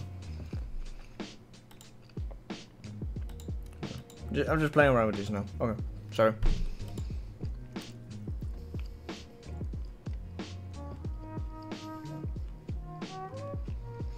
You absolutely do have pineapple on pizza here.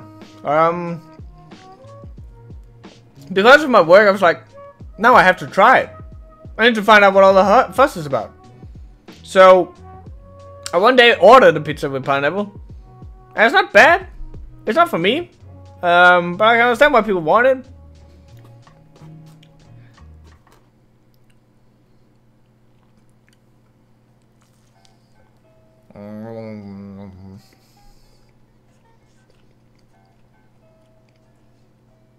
I'm sexy.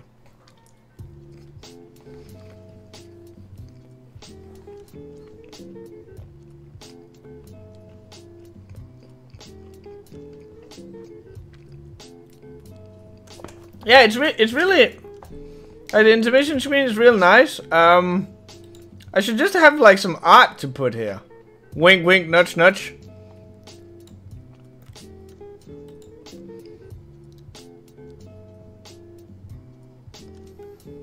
Oh, hey, Colin Brefka. Not much. I'm doing fine. How about you?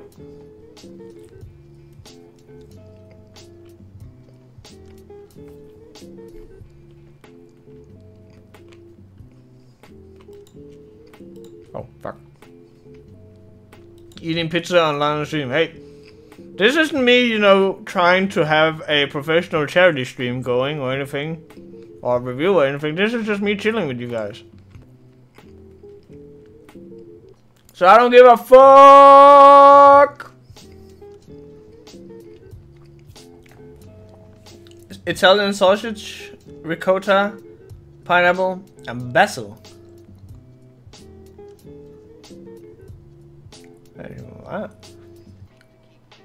We have. Oh, hold on. I think. Yeah, there we go. We have a pizza where I work. It's the fucking best.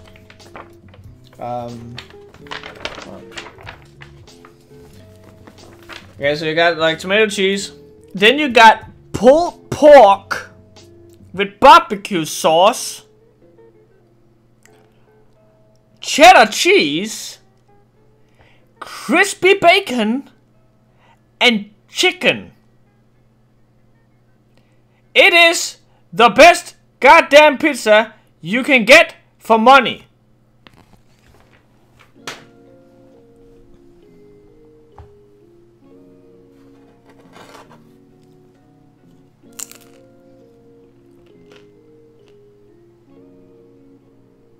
Oh, fuck. You sent me a mail, Colin? I don't think I've seen that.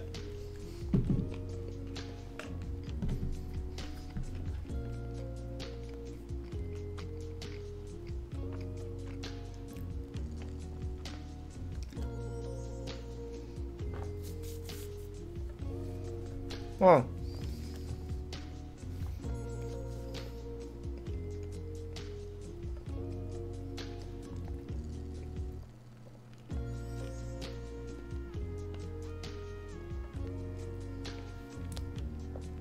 I kind of wanted to be said that I don't normally eat like this. This is most of all just for fun.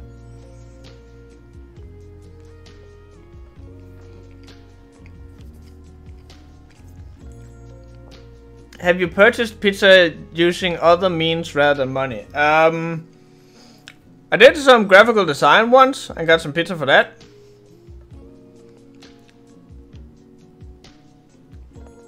Colin, what time did you send the mail?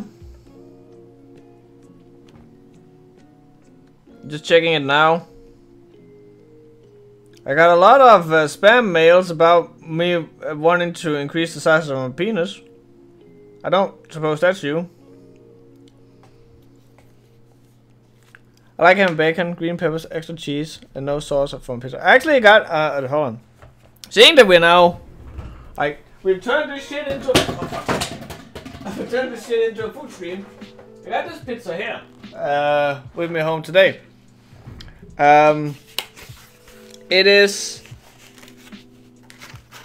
It's a Mexican pizza because there's actually salsa at the together with the tomato sauce.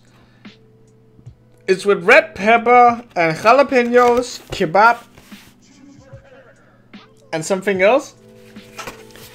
Now, I'm a bitch. I don't like cooked vegetables. I love raw vegetables, but the moment they've been cooked, I can't eat them. Don't know why.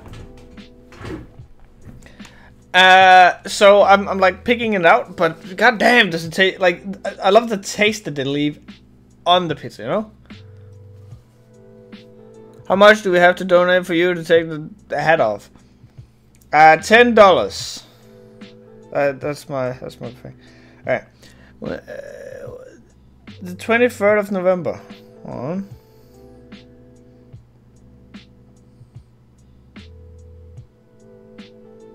Nope, I haven't gotten anything from you, Colin.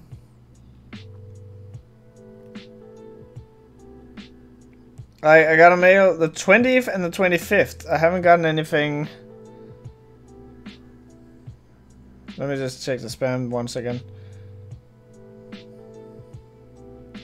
Okay, there's no more mails in my spam folder.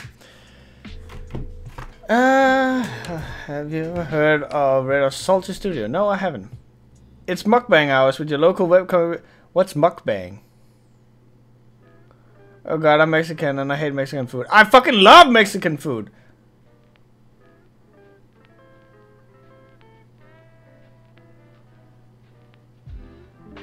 No, October. Isn't that the 10th?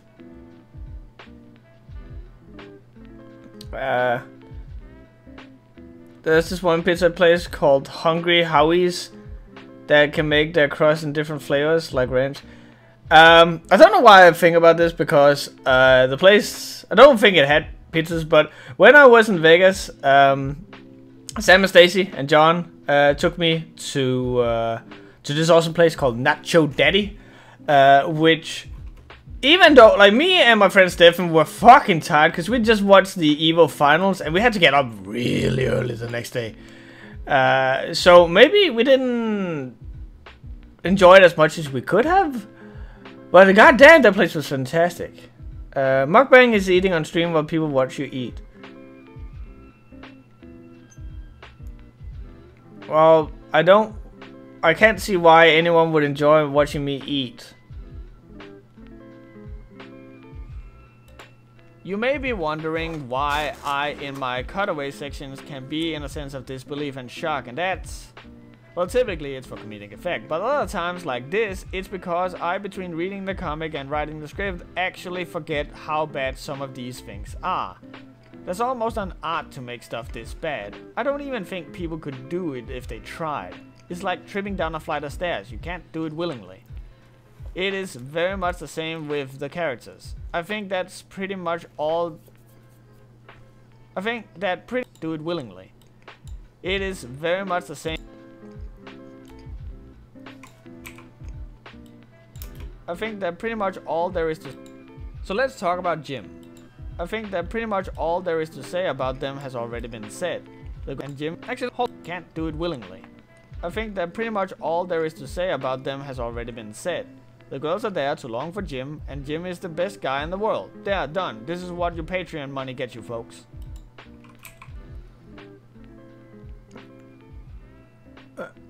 It's my own way, kind of point. Watching you eating pizza on stream. Just don't ask me any crazy stuff, like rubbing the pizza on my butt or anything, and we won't have a problem. Will mukbang be considered appealing for those with the warfare? I guess. But then I would have to like really get up in the camera and be like, like, have you ever noticed how like war things is like when I eat, it's like in with the thing and chew. But in Warface, it's always like the tongue has to fly out and be all slimy and shit. Hey Rosa, give a shout to my cat Vaca. Hey Vaca, you piece of shit, wake up! So let's talk about Jim. Jim is... Actually, hold on. You know how I mentioned that Eric had other comics in his catalog too, and not just this? Well, let me try and flex my season reviewing Muscles, and see if I can't cover all of these comics' male protagonists with one fell swoop. Here goes. The main protagonist... The main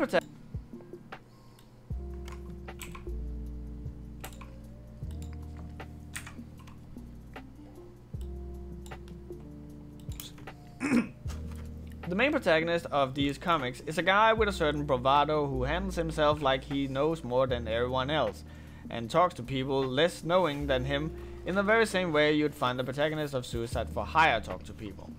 The best attribute is to stand and look menacing or badass and has little to no faults of their own, despite the writer's best intentions of making them so.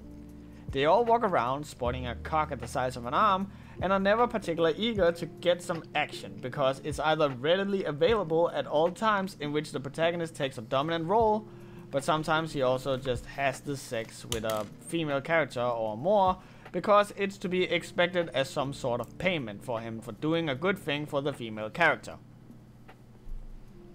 Okay, Colin says he sent me a mail. There it is. For some reason you fall into my spam folder. There we go. Now you're no longer in my spam folder. If it's alright with you, I will give it a read later. Yeah.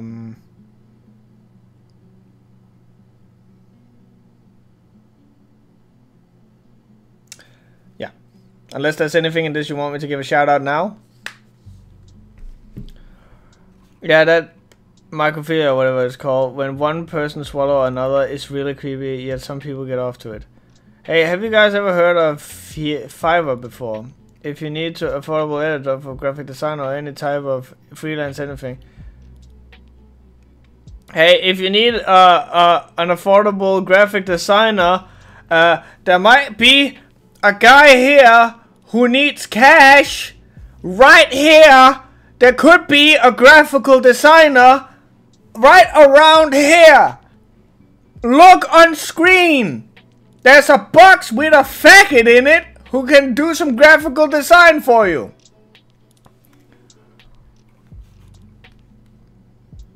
Comics is a guy with a certain bravado who handles himself like he knows more, some sort of payment for him for doing a good thing for the female character. Low-key, hearing Riser fumble his words over his words, low-key is reassuring, or at least it's more reason to appreciate him more. Thanks, man.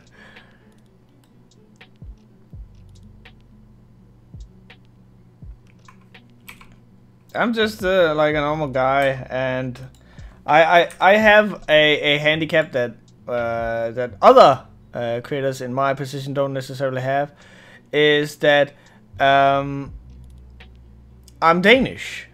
So while I'm think about it. While I'm doing this now, while I'm talking with you guys now, and it somehow sounds a little you know, like legit, I'm actually saying something to you while in my head I'm translating it. This isn't my first language, so like at least, you know, appreciate that a little. I'm really proud of it. Stacey, hook me up and we'll do some graphical design for you. Seriously though, this is... You saw what I did for Sam. Seriously though, this is actually pretty laughable and kinda sad.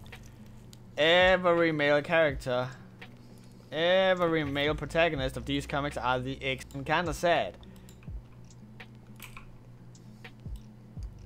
Every male protagonist of these comics are the exact same, down to the only things vampire. Every male protagonist of these comics are the exact same, down to the only things separating them are what kind of superpowers they have. Are they a vampire? Are they a mage? Are they a Pokemon trainer or some shit? I don't know. Jim probably... Didn't you design something for the Queen of Denmark? Not entirely. I did some designs for the Danish military. And the Danish queen, because it's like the Danish military, the queen has to sign off on it. Which means that at some point, which will be, I think next year actually, the Queen of Denmark will have to look at some graphical work that I've done and be like, that's fine. Or not. So she actually has to like look at it. It's not just like, oh, here's a fucking thing, write it. Here's another thing, write it. She actually has to look at it and be like, is this good or not? Which is like, not a lot of people can put that on the resume.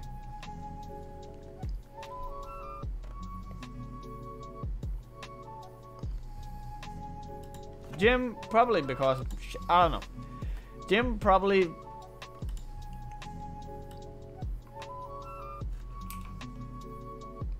Also, I just want you guys to realize, having my studio lighting on me right now is hot as shit. No. Normally I do this shirtless, but none of you want to see that. I don't know. Jim, probably because the comic went on for longer, does however seem to be a little more fleshed out. A little being the key word here. There is some personality to him, and for what... There is some personality being the key word here.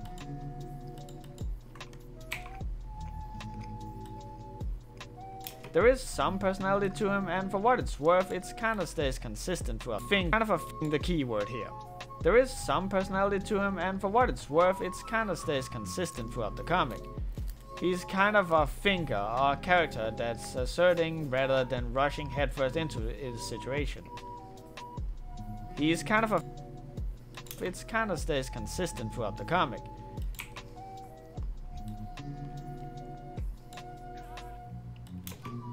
He seems like kind of an alpha male and has a better... He's kind of a thinker, a character that assesses things rather than rushing headfirst into it. He's kind of a thinker, a character that assesses things rather than rushing headfirst into it. He seems like kind of an alpha male and has a better than you attitude, which I honestly think Eric did intentional. Or don't think. I sometimes forget that Denmark has a queen. Don't worry, so do we.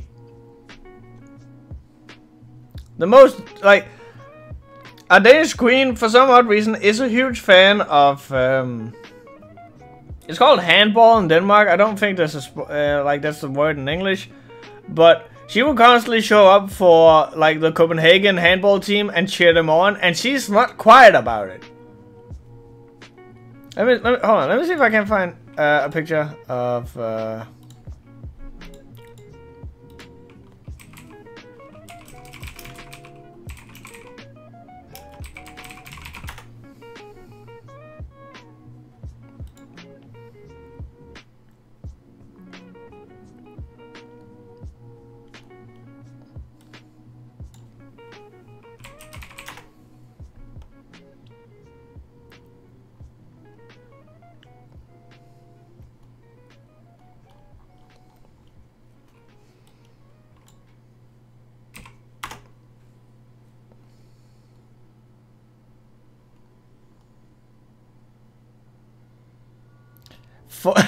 while I'm looking for a picture, for the Queen's birthday. I don't recall how old she was, but it was some round number. for that birthday, they had a Danish comedian who is a comedian slash magician. They come up and do some things, and so he wanted to do like, you know, a typical deck of card tricks where it's like, oh, I'm gonna find the card, but instead he did it with slices of ham. So he just walked down and just half-assedly threw a package of ham on the table in front of the queen. It was like, can you sign your name on this piece of ham? And the queen was like, yeah, fuck it, let's do it.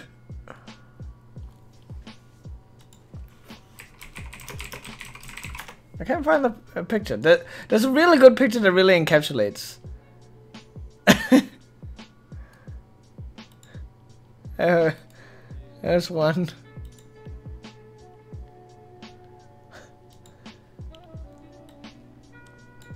Ladies and gentlemen, this is the Queen of Denmark. Hold on. Fuck it.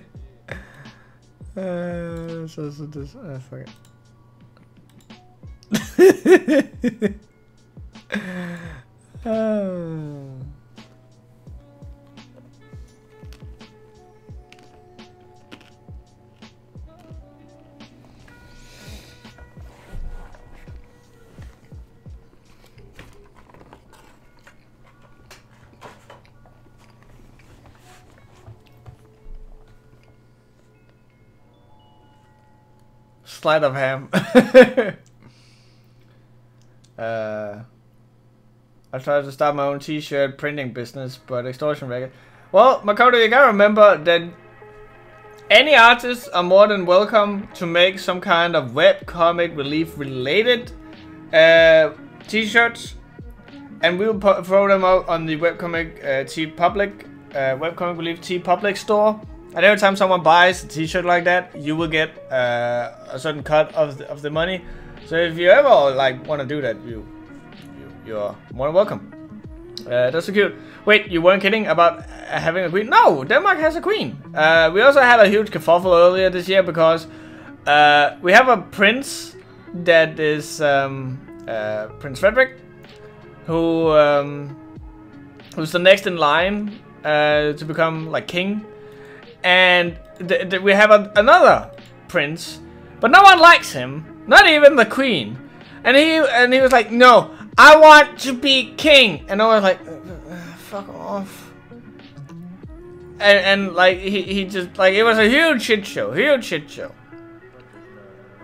A queen rooting for a favorite team. By the way, here's another picture. This is her at like a handball game. Like she gives it her all. It's fucking great. Like I legit like it. Queen, describe it. Might be what we call handball here in Australia.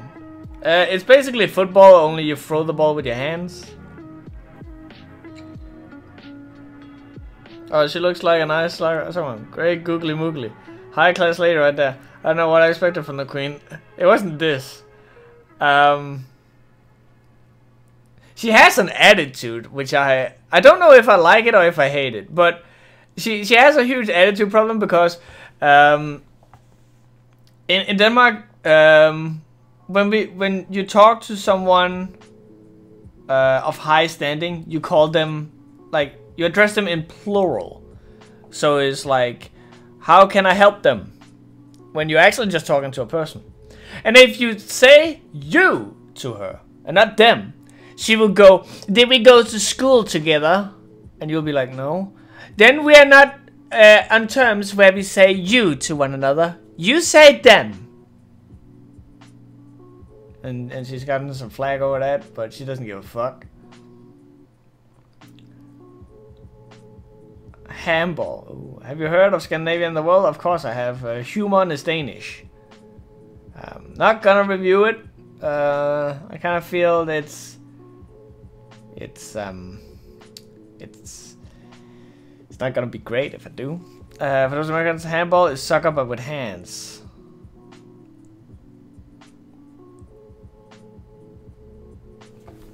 Not soccer, football. Anyway, He seems like kind of an alpha male and has a better than you attitude, which I honestly think Eric did intentional. Honestly, Jim is pretty interesting character. Honestly, Jim is a pretty interesting character. I think Eric did intentional. Oh my god. I honestly didn't think I would get any, I suppose, in lack of better words, fan art? I guess that's what we can call it. I didn't expect any fan art, but fuck me, here we are. So let's get some fan art up in this bitch. Hold on. Image. Add source. And add new source. Where did that picture go? It went. Oh, it just went into pictures.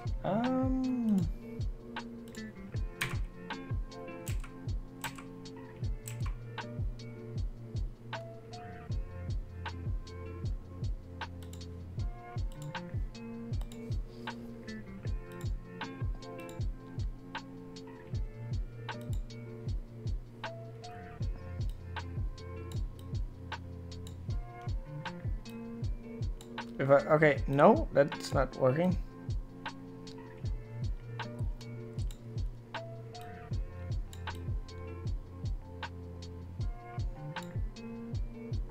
There we go.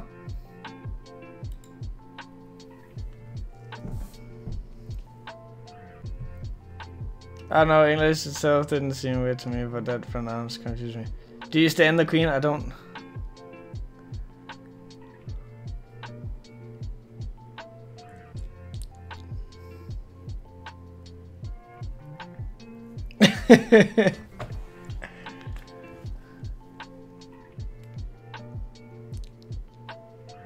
Thank you so much, Lisa Chimp. That's Jack Martin. That's fucking great. Thank you so much.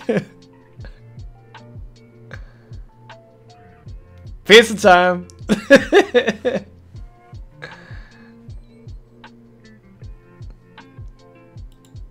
Honestly, Jim is pretty interesting character. Honestly, Jim is a pretty interesting character to give a superpower, cause honestly, Jim is a pretty out of cost. I don't think is super. I think Eric did intentional. Honestly, Jim is a pretty interesting character. Thank you so much, Jack. Because the way wow, I don't deserve you. Sometimes makes it seem like he can go either way, as either a superhero or a supervillain. This, however, I don't think is super intentional, as either a superhero or a supervillain. This is. Boop, boop, boop. As either a superhero or a supervillain. This, however. I actually didn't see. Hold on. It says you're welcome. God damn it, Jack! You even. You played me like a damn fiddle.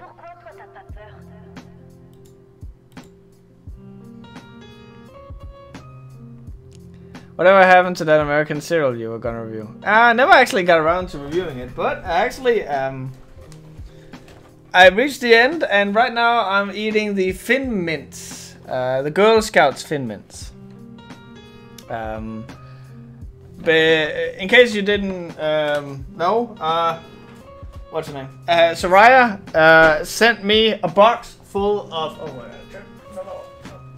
Sent me a box full of American cereal because she became aware that I hadn't tried any real cereal, so I had to try it. So I've been living off that since summer. That was a lot, and the reason why I never got around to do an actual review of it was because just as I got that box, my fucking roommate moved in. Luckily, he's fucked off now, so I could actually do it now, but now I've eaten it all. Which was my favorite? My favorite was the Oreos. That was delicious. That was great. I've never tried anything like it. Reese's Puffs was also good. I didn't think I would like the Cinnamon Toast Crunch, but those were also really good. Um, Apple Jacks, is there a thing called that? That was also good. I actually think I feel like a shit for you know, like talking bad about something that someone has given me. But of all the things in that box, there's actually one that I'm like, and that is that's actually the Girl Scout Thin Mints. Those are they're fine, but they're the worst of the bunch. And hey, I'm always up for trying some American food. Well, we have Cocoa Puffs. We have cornflakes, Frosties, Rice Krispies, Cocoa Puffs, oatmeal, and that's it. Honey with the Honey Monster. Yeah, we got those as well.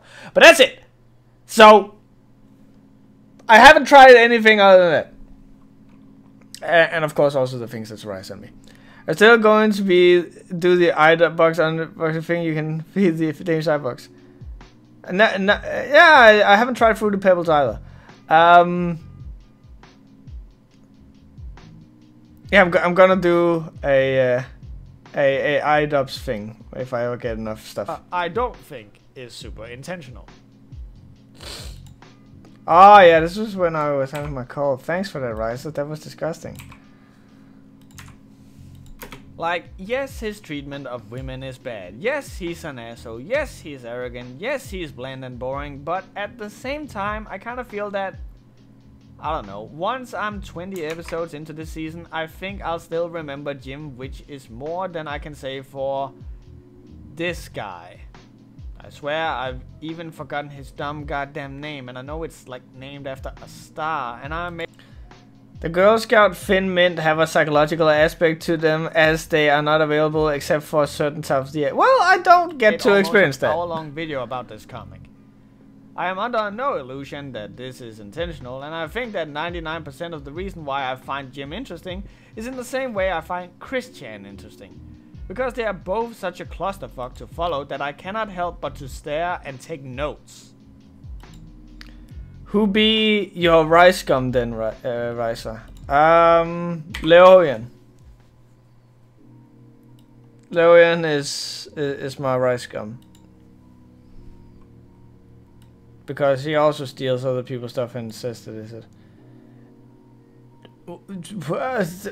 Do you guys have wheat Bix in Denmark? I don't know what the fuck that is. I don't know if that sounds great or gross. Some people freeze Girl Scout cookies? What? Are you guys high? Moving quickly along, we got Kriti Samudasi. And I can just say... This track when? I have actually... okay. So a lot of you probably don't know this, but when I was younger, my friend, his dad is an accountant. And so he knew all these people in various businesses. And so one day, I'm chilling at my friend's place, and we're playing video games as we always do. And his dad was very much against us always playing video games. So he was like, "Why don't you fucking do something?" We were like, "Well, we don't have anything we want to do. Plus, the weather's shitty outside, so we can't go out and play." And so he goes, "Well, I'm going to this record studio. Do you want to come?" Sure. So we actually went to this record studio and well, recording studio, and we got introduced to it, and we saw like all the keys, all the instruments, and how it was, and then the guy in there is like, "Do you guys want to record a song?" And we're like, "Like a song? Like, do you do you have a song we need to perform? Like, no. You guys are young, and you look like you like hip hop. I was wearing a cap.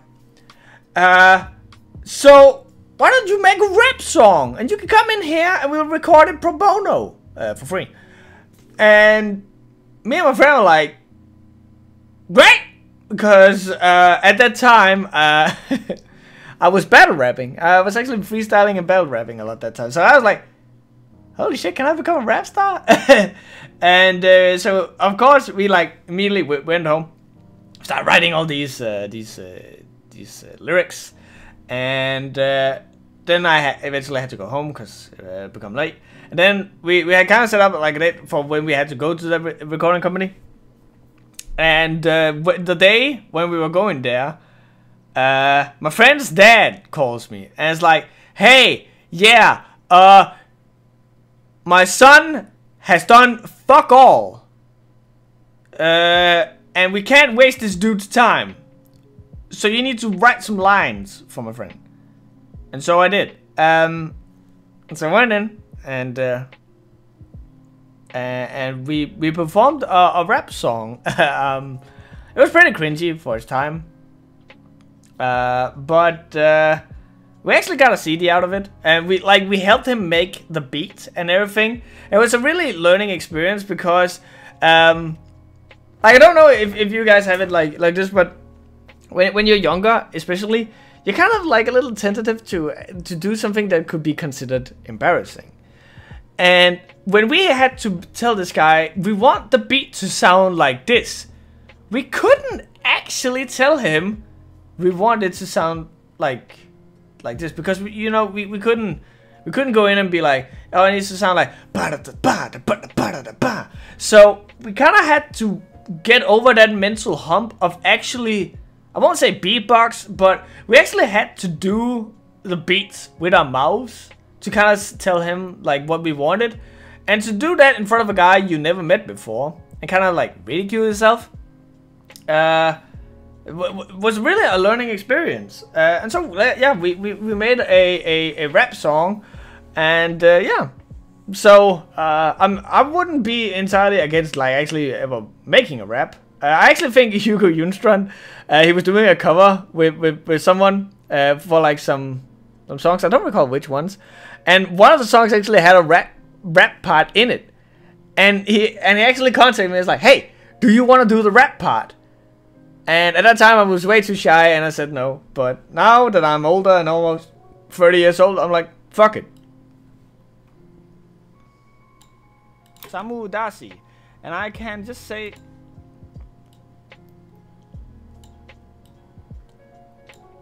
Dasi. Moving quickly along, we got Kriti Samudasi. Kriti Samudasi. And can I just say how refreshing it honestly is to see an Indian girl in a comic for once? Like, in today's anime society, the only characters from the East you will ever find in fiction are either Japanese or a horrible stereotype in some kind of 7-Eleven. As stated earlier, every girl in this comic is there for Jim to stick his dick inside. Even the villains. Even Jim's mother to a certain extent. And the girls who aren't in Jim's immediate circle of friends, well, their function is also centered around sex. Girls on the streets are there to be raped, and if they're not, they're probably a lesbian, which suddenly starts popping up everywhere in the comic. And the entirety of their dialogue is how they wanna eat their partner out.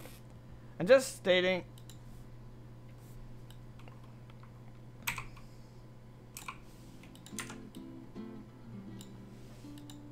partner out. I'm just stating this so I don't have to, with every female character, go, this character is just there for sex. So, looking at Kriti without talking about how she's only there for sex, we got... Okay, so...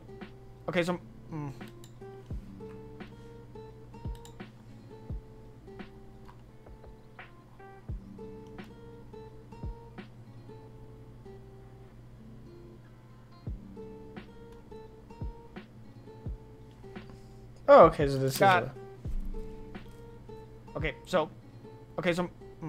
Okay, so maybe I'll do an exception this time. Kriti is apparently some sort of homunculus created by her quote-unquote dad, so she could be the perfect match for Jim. This reveal is a perfect match for Jim. Yeah, I turn 30 next May. Isn't that insane? Kinda treated with about as much care as, well, one of the random girls getting raped in the comic. And it's kinda extra weird cause Jim met Critty when they were like 7 years old. Meaning that Critty's dad must have made Critty before Jim was God damn it, I stumbled a lot over my words. Meaning that, and it's kinda extra weird as much care as, well, one of the random, meaning that Critty's, and it's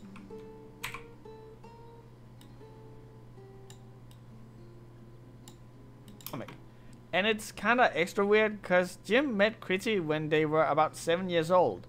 Meaning that Critty's dad must have made Critty before Jim was even old enough to know what a penis was.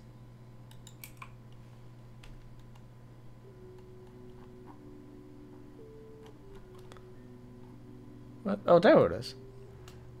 He's gonna be a middle-aged man. Ah, don't! Oh, why you gotta out me like that? Now I feel old. Critty is legit only made for sex. There is nothing else there. Every word, every action by her is only serving as an extension to Jim and his dick. You could replace any and all images of her with a fleshlight and I don't really think a lot of people would be confused. It's so bad that she doesn't really seem to have a mind of her own. Everything she does either has to go through Jim or is something Jim orders her to do. Fleshlight, and I don't really think a lot of people would be confused. Everything she does either has to, it's so bad that she doesn't really seem to have a mind of her own.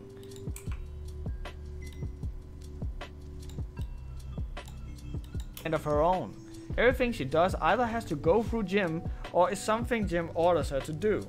She doesn't even show any hint of apprehension when Jim having several other girlfriends, that Jim fucks Critty's sister, that Jim wants to fuck her in the ass, or that Jim suddenly wants to make her a superhero, because apparently she's also a good fighter. Hey Ryza, have you ever watched / read Food Wars? Yeah, me and my ex used to watch that every time that we ate dinner. We had this thing, because I'm a very, I tend to keep people at an arm's length. So we kind of tried to build up her staying at my place every Monday. So every Monday I would cook dinner and we would sit down and we would watch Food Wars. And yeah, so that's where I know it from. Next is Tsuki. And yes, you might be perking your eyebrow a little. I don't recall anything from it. What the heck is a girl suddenly doing with big black raven wings? And I'll tell you, I got no idea. Sometimes she has the wings, other times she doesn't, and at first I gotta admit I didn't even notice them because their black color bled together with her black top and black hair, so it just really looked like a smudge with a face on it. It gets extra weird. It gets face on it.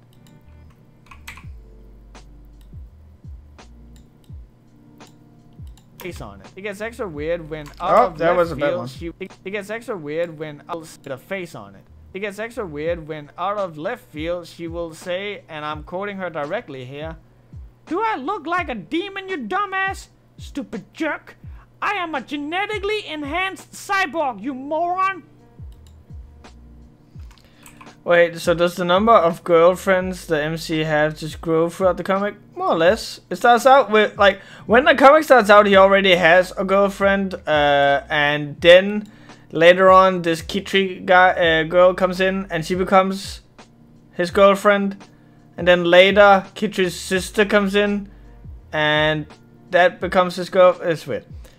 Right, so what about kill 6 billion demons? Any plans on it? Okay.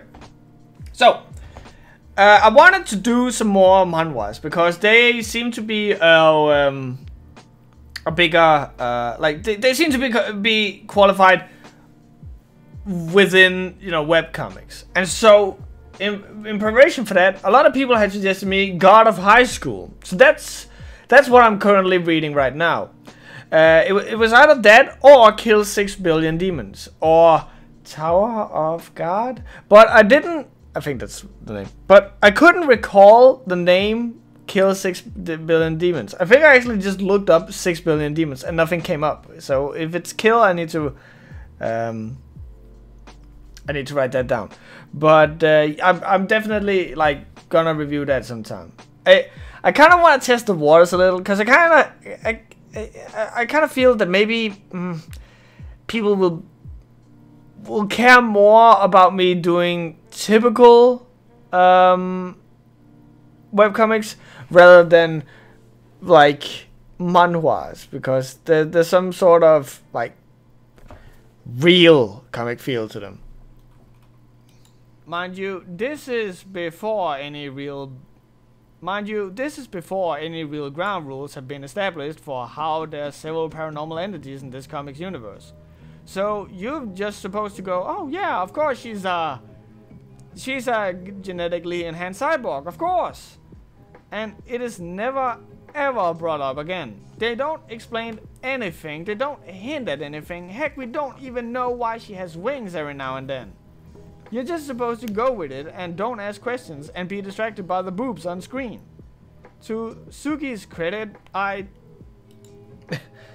like did. To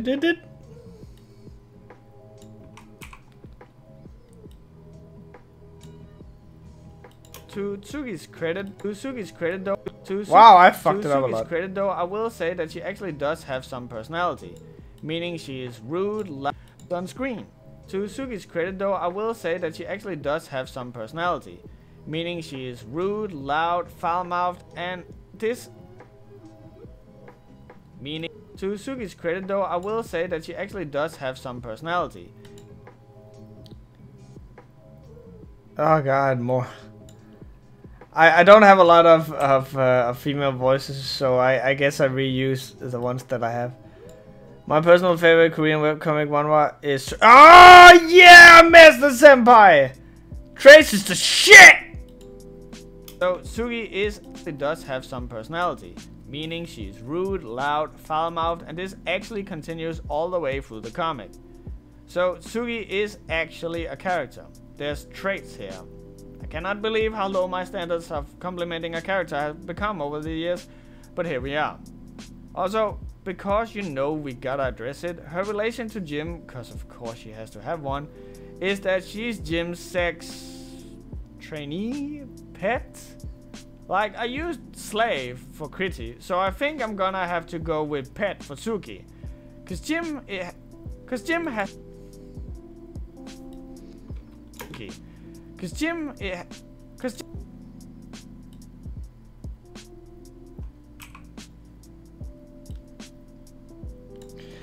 like, Trace is basically, hey, what would happen if My Hero Academia happened in Korea and was more mature? Suki.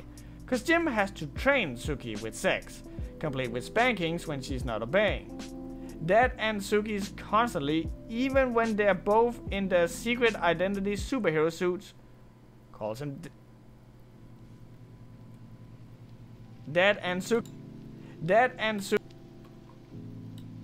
Oh yeah, having a bad personality is better than having a no personality. And that's like, I also have the same feeling with like webcomics. I would rather have a really bad webcomic than I want a passable webcomic.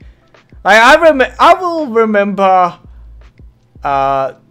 fucking Project Second or Suicide for Hire for way longer than I will remember, say, House Pets. Because House Pets is just like, bang, it's there. Dad and Suki constantly, even when they're both in their secret identity superhero suits. Get Jack Martin, you get on that Trace shit, yeah! Okay, I'm so happy that so many people know that comic. Calls Jim Daddy.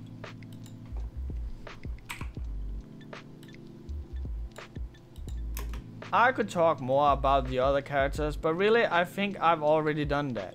It's really just your flavor of the week cast for sexual preferences. Do you want the mature mother? Do you want the buff strong girl who looks like a troll? Do you want the girl who's just 100% identifying by the fact that she's black? So much so that at one point she calls Jim, and again I quote, the only white boy I would actually sleep with. the only white boy I would again I quote.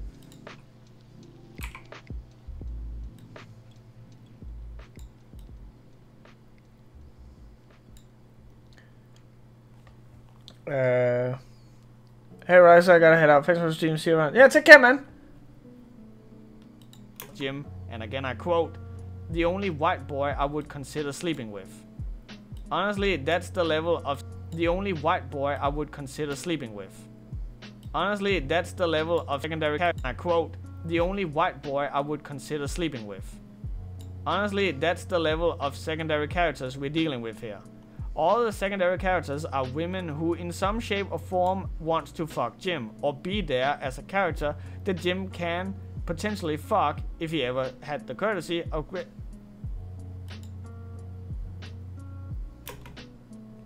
all the secondary dealing with here.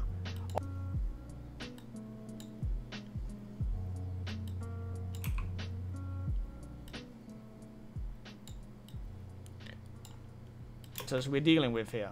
All the secondary characters are women who in some shape or form wants to fuck Jim, or be there as a character that Jim could potentially fuck if he ever had the courtesy of gracing them with his cock. The villains aren't much better. There's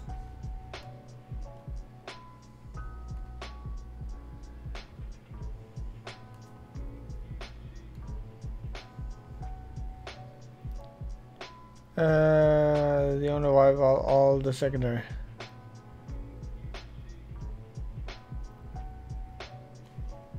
By the way, like I'm kind of curious, like how do you guys enjoy this? Like, is this something you want to see more of, or is it like you don't worry about this, right? So you don't have to do this again.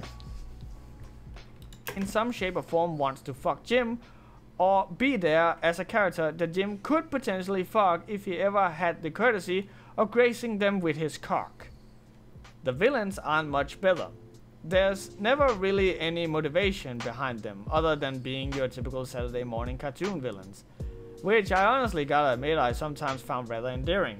You know, right until the only lady supervillain decides to fuck Jim, cause that, you know, found rather endearing. You know. Yes, I love seeing the process. This is pretty chill, I'd say. I do. Love it. Nah, man, I freaking love this. It's an interesting change of pace. This is pretty chill, so I'd like to see more. Yes, more of. It's interesting to see your work process. A lot of people in here too. I like hanging out while I do work. Well, then we'll do it more. I am a businessman, so I do have to say this. This will be unlisted once the stream is over, and will be exclusively for people who has the behind the scenes thing. I gotta give them something, you know? I would love if you would talk more of the technical aspect of the behind the scenes. Why would you use certain settings or others? Well, Luke, I'm actually gonna get into that when I'm done with the audio here. And probably even more so when I start actually doing the video editing. I might do that tomorrow, maybe not. I kind of want to play some video games with my friend Alice. But next time that I do this, like I plan on doing, like finishing the photo story part here tonight. And then once I'm done with that, we will throw it all into Sony Vegas, where we will kind of try and see if we can make the final-ish product. It kind of depends on when Hugo gets back to me with a title card. Endearing, you know, right until the only lady supervillain decides to fuck Jim, cause then we were right back to ground zero. I would also say I did kind of like the whole idea behind the Inquisitor, and I honestly hoped he'd bring well, like, you know what? I'm just gonna do this just because I wanna like give a thanks. Read Vanilla Bytes. It looks cute. I love the art style, and I'm so happy to see. Okay, I gotta remember I'm on this screen here. I'm kind of happy that you can see like the tattoo is like moving around the limb and like the print on the shirt. I think that stays consistent. Because there was an issue that I had with Rascals where it was obvious that he like uses a Photoshop brush, but it doesn't interact with it in like a 3D aspect. Also, gotta appreciate the art is actually pretty good. I would say here I would probably have some more like, in like a better word, shrapnel here. Maybe have like the flowers fly up a little to show them recoiling, bouncing off the floor. Other than that, it looks really good. I'm definitely gonna check it out. Did I do it right?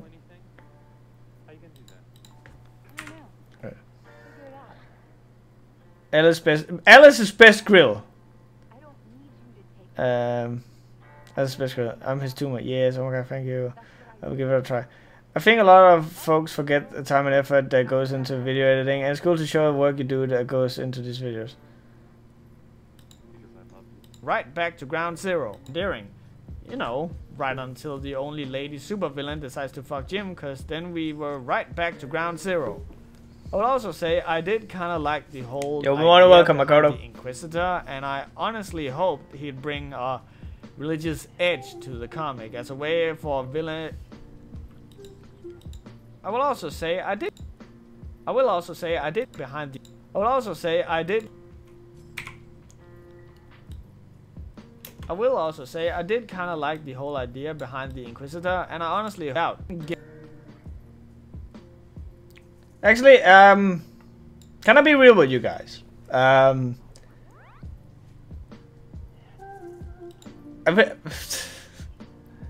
kind of like. I really want the fucking. Can I hold on? I'm actually gonna. While we're working on this, I'm gonna see if I can include this.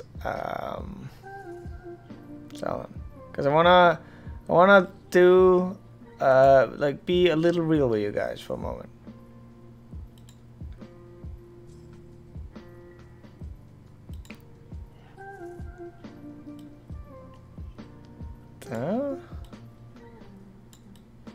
There we go. Then we can do.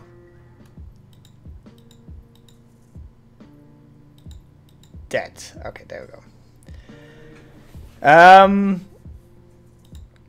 So I just want to touch base with you guys. I don't feel I get to do that enough. And maybe it's the somber music that's playing in the background, but I just really, wanna, talk. Yesterday I got a tweet about I should be allowing super chats. Okay. Before we get into anything, I am a super noob when it comes to streaming. I don't know anything about super chats. I don't know anything about donations. I don't know anything about whatever the fuck goes on with streaming. So if you got any suggestions or anything, please send them my way. But yesterday, well, this morning actually, I woke up to. Was it yesterday? Who gives a fuck?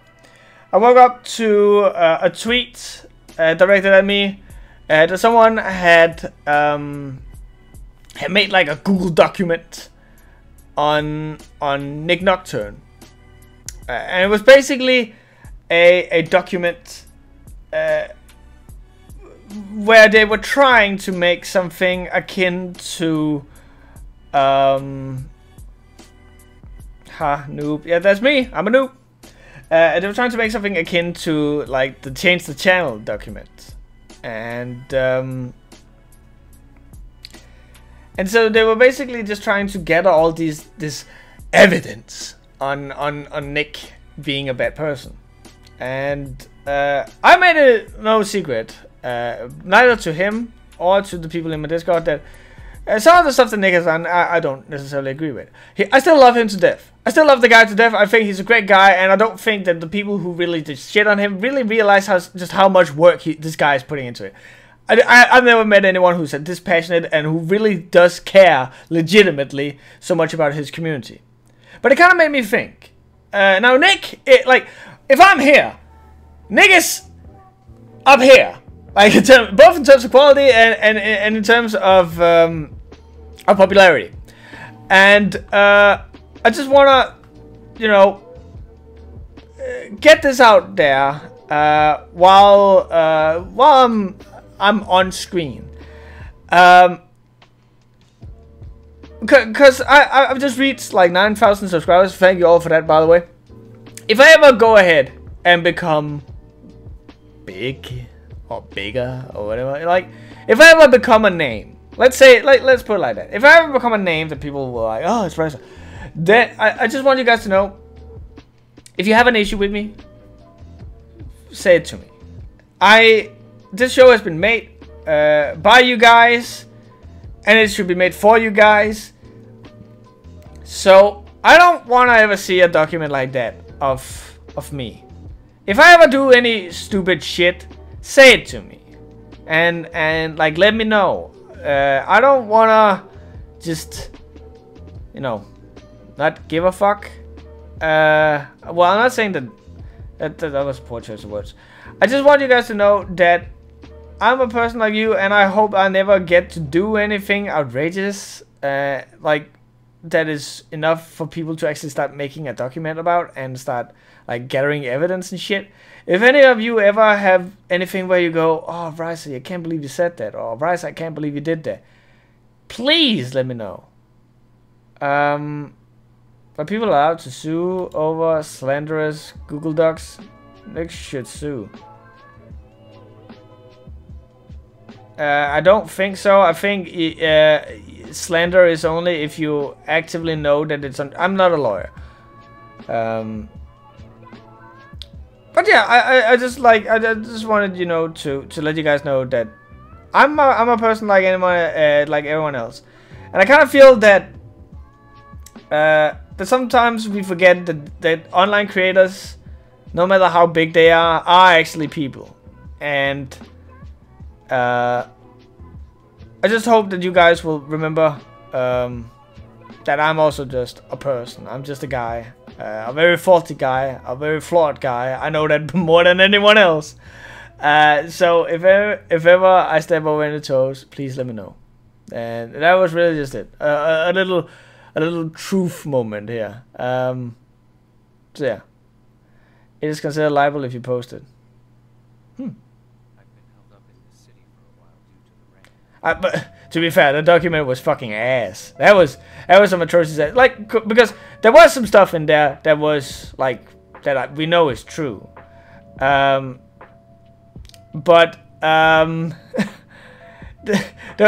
so like the very first thing the document says is like, this document is not out to do anything like petty or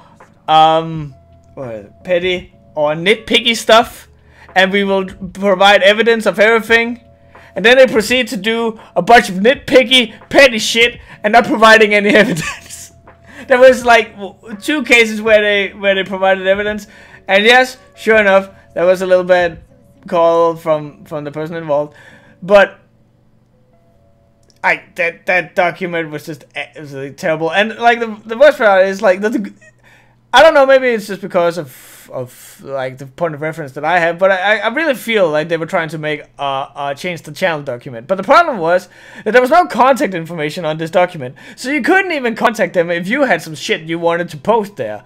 And and the Google document was view only, so it wasn't a place where everyone who had any gripes with Nick could actually post their shit.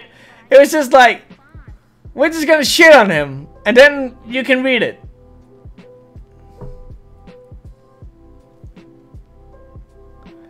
Right, so you have a strong sense of accountability, and it's sort of one of the reasons why I like you. At least I could do is be honest with you. Thank you. I think that's also the kind of thing that I'm trying to mimic in my show. Just to be, you know, honest, be real, and like, because I feel like that's where we get, you know, the longest. But yeah, let's get back to work. It's scary how easy it is to put someone you admire on a pedestal, especially when that person's humanity completely destroys that pedestal. Yeah. I will also say I did kind of like the whole idea behind the Inquisitor, and I honestly hoped he would bring a religious edge to the comic as a way for various religions to duke it out. I will also say I did kind of like the whole idea behind the... I will also say then we were right back to ground zero. I will also say I did kind of like the whole idea behind the Inquisitor, and I honestly hoped he would bring a religious edge to the comic as a way for various religions to duke it out, considering the comic put so much emphasis on it to begin with. But of course we didn't get that, and instead he put so much emphasis on it to begin with. I would never want to put on a pedestal. Me neither. like I said, I'm an incredibly flawed human being, and I never want anyone to think that I'm not.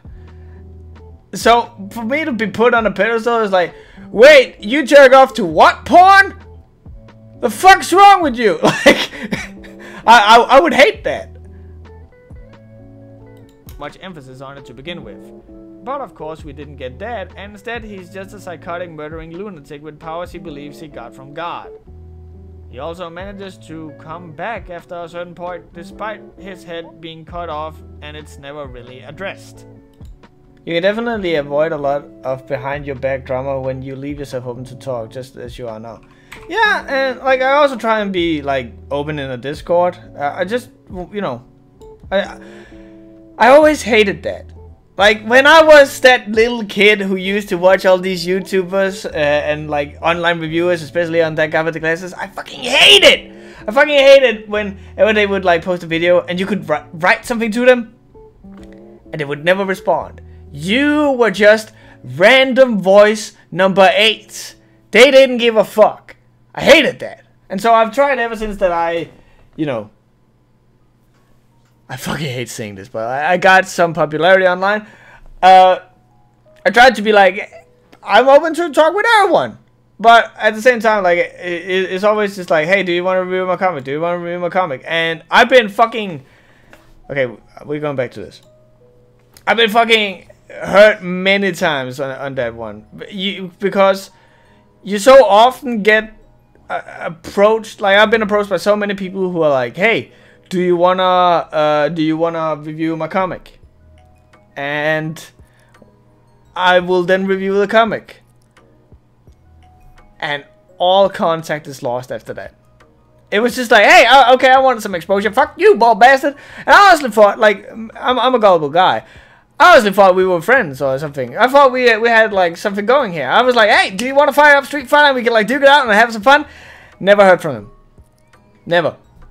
Or like, I made a tweet about it before, and if there's one thing I want to tell anyone whoever wants to strive for any sort of fame in any sort of capacity, it would be that you should definitely go for it.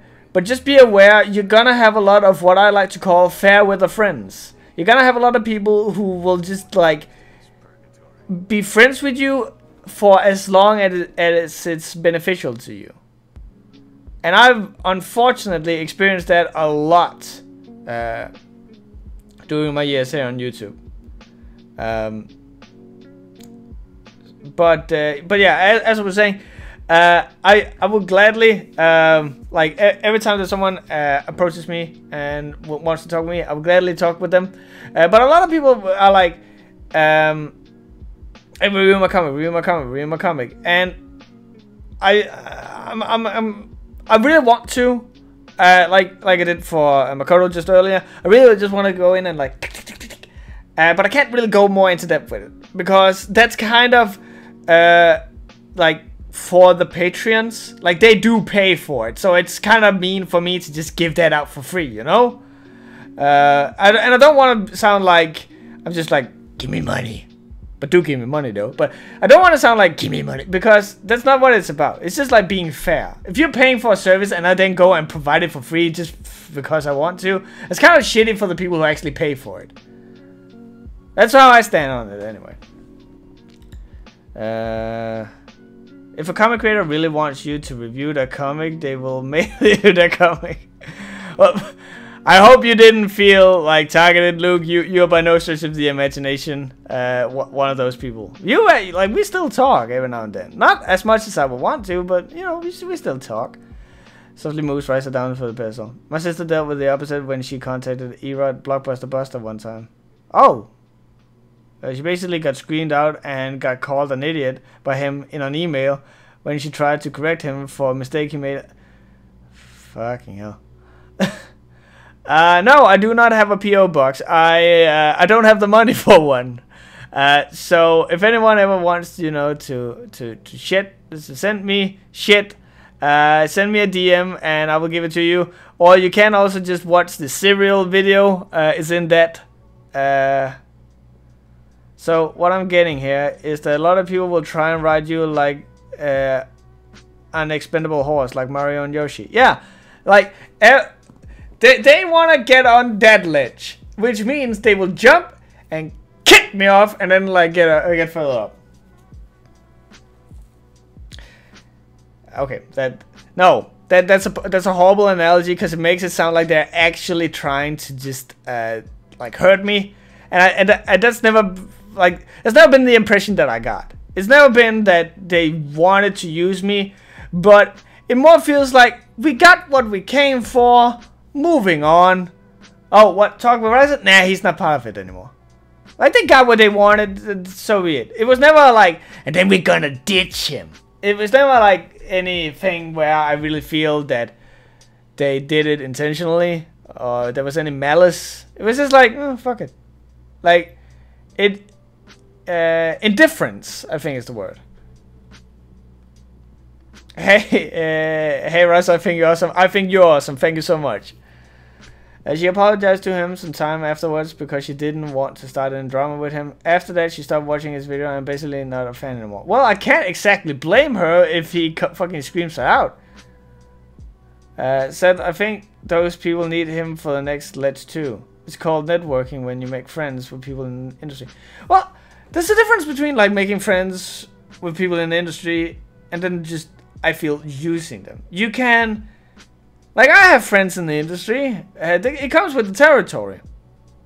And I still want to keep in contact with them. Every time that I follow them on Twitter. Every time they tweet something and I'll try and retweet it. Like, if you follow me on Twitter, you know that I retweet a bunch of shit. And that's typically because, like, hey, I want to signal boost this. So I still think that you can keep some sort of contact, even if it's just like trying to do like a little retweet or whatever the fuck. Especially in this industry, because we're so dependent on exposure. So yeah, I don't have any grievances with anyone. I will never call anyone out, cause I kind of get it. I don't like it, but I kind of get it. It just hurts sometimes, and you know what? Fuck it, I've been hurt many times before, and I will probably get hurt a lot of times in the future as well. And again, this all goes back to what I was saying before. Maybe I've hurt other people too. I don't know, and I want to know, you know?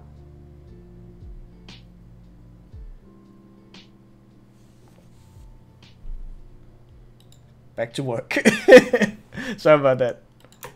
He also manages to come back after a certain point despite his head being hard. He also manages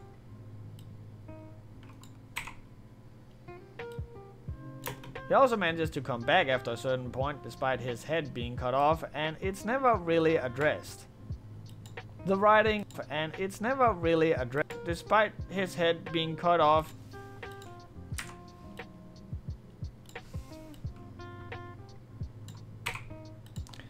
And we are there. That's great. Yeah, there's a difference. But keeping in contact with them is part of the networking relationship. Exactly. Like, I like to think that I'm a cool guy. Well, I'm not a bad guy. So if you want, even like people think that I have all this beef with Cello and the people from the Catbox. I really don't. If they wanted to be like, hey, our site is going down, we need money, I would try and donate whatever money I could spare, and I would try and like retweet and like make a video to give some exposure to them, because you know what, we gotta help each other, right? So I think, like, just, you know, be nice to each other. Okay, we've reached the end, so now it's time to actually put in the images. This is the more fun part, and it's like this is what we've done now is typically the longest process of it all. And you can see we had like what was essentially like a 50-minute long video, and now we've cut it down to maybe 40 minutes, which means that there's like a full 10 minutes of just bullshit that I said wrong. Where did the end go? Hello? Where did the end marker go? End marker. There's no end marker. Okay, fuck it. Also, we worry about you. What happened to you? Who hurt you? What traumatic event came about made you read this Warmage comic? I'm reading this now and dying. It is the bane of an entertainer where you constantly have to one-up yourself. You know what they say about first impressions being important? Yeah, that counts for comics too. And boy howdy, this is not a good start. The starting image is... God damn it. Okay. Okay, is there a way that I can just delete you? Because you're not censored.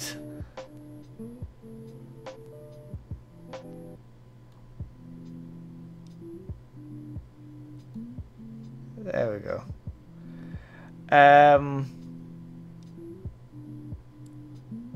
Kind of worried about the finished product. You should be. Okay, so what we do is that now we have an image down here, and then what I typically do is that I just like and boy howdy, this is not a good start. The starting image is extra weird because it's another one of those comics that just has random words start with capital letters. Warlock, which is all. Anyway, we meet this guy who's on his way to become a witch. Not a warlock, which is also mentioned on several occasions in this comic. No, a witch. You know, like Sabrina.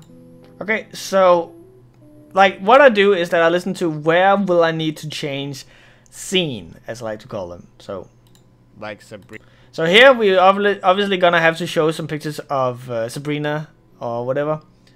So we just drag this one over here. Was it about here? Like Sabrina. It was. So now we got this image. But if we play the thing, it just looks like this.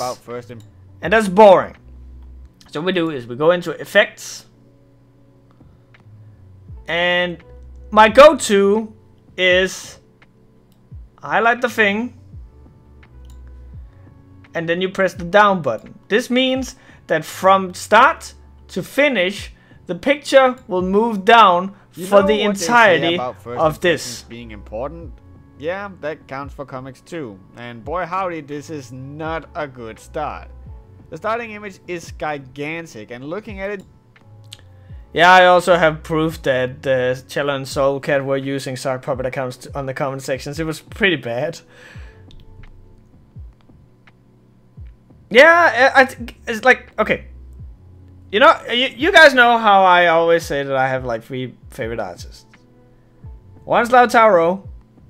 One is Luke McKay, which is... Hi Luke, I love you. And the third is Stacy. So I have 2 of my favorite artists in this chat right now.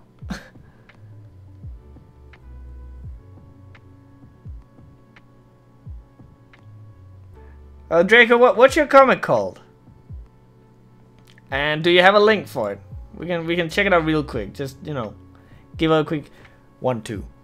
The patented Riser slow pen. Yeah, we can call it that. Like Sabrina. Okay, so while this is while we're here, let's go in. You can't see it, but I'm like on my Google now, and so I just go Sabrina School Witch. Is that what was that what the show was called? Sabrina the Teenage Witch.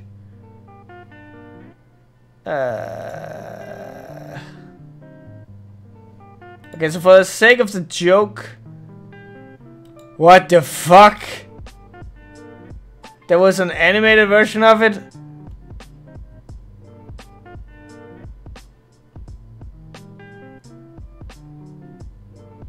Have any of you seen the new Sabrina Witch thing on Netflix?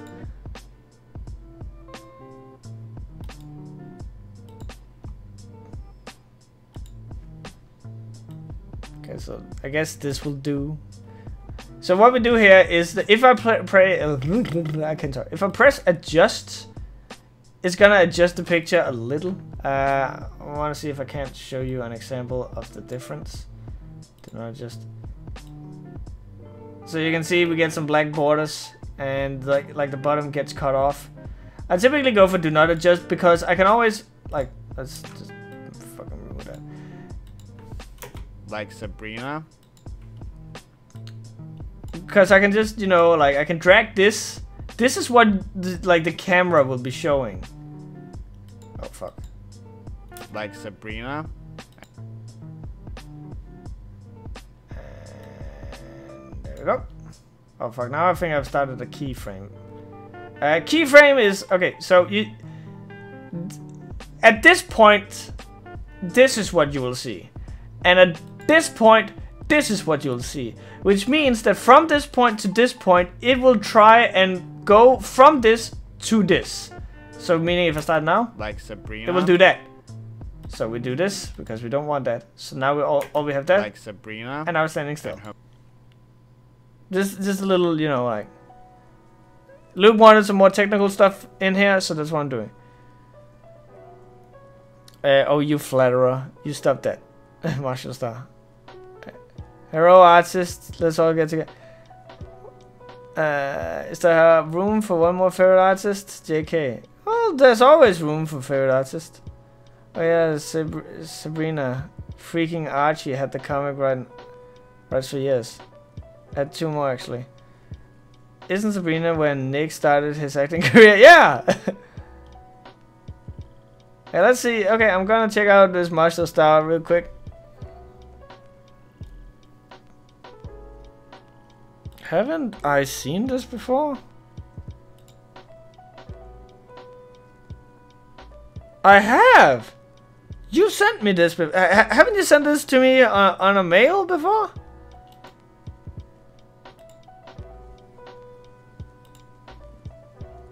Okay, so let's see.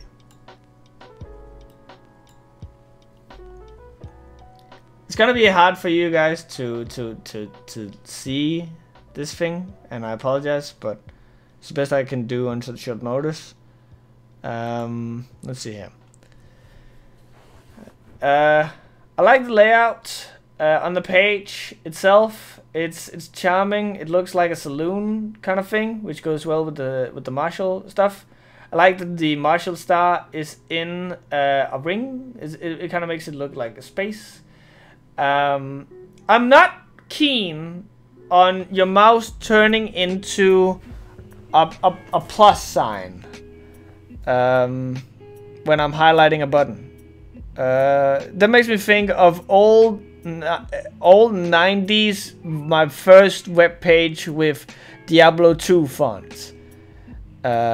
As for the comic itself, great art. Let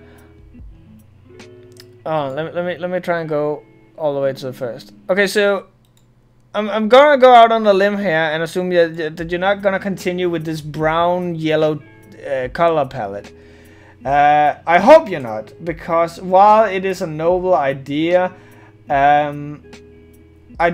think it will grow tiresome. Look at Like a Daisy as an example, because Like a Daisy had this color palette to begin with. Because for some reason, is her name Tracy Butler? I forget. The creator of the comic wanted to have this tint, and you know what? That's fine if that's what you want. But she made the yellow and brown less extreme as time went on, so every page would have like an undertone of it. Here it's very much like it's very prolific, and it's kind of like I can imagine it would become tiring on the eyes in the long run. But yeah, I have the big one over here. I'm not reading the chat because I'm using the other screen, but it looks really good. I love your voice bubbles. It's a weird thing to say, I know, but you have a great understanding of parting up your voice bubbles. So, like, if you think about it, the Marshall here is actually saying quite a lot, but you're parting it up into small chunks, which makes the which makes what he says seem digestible. It's not just like one massive block of text. You're actually parting it up, which makes it seem fluid and it's easy to digest. That's really good. All in all, I can tell that you definitely know what you're doing, both in terms of like layout, but in terms of like comic creating. The art is great. This is definitely one that I could see myself get into if I ever did give it a read. And who knows, maybe I will. Oh my god, I'm talking so much, my throat is like that. Because I have not changed yet. Okay, it's a few pages of flashbacks. Okay, there we go. But yeah, that's what I have for you. I hope that Sabrina was enough. And Hermione Granger. Oh shit! And here comes the part. What's Hermione Granger's actress called?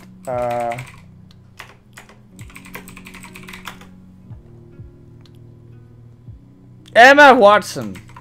Let's see if we can't find a sexy picture of Emma Watson.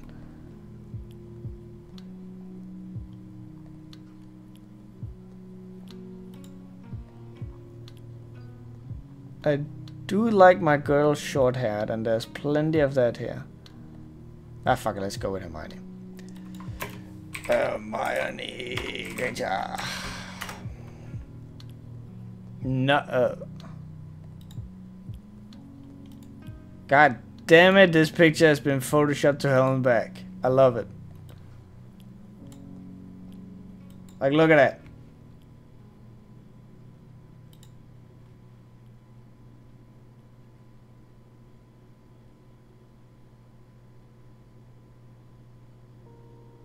Oh, take care, blame Alex F9.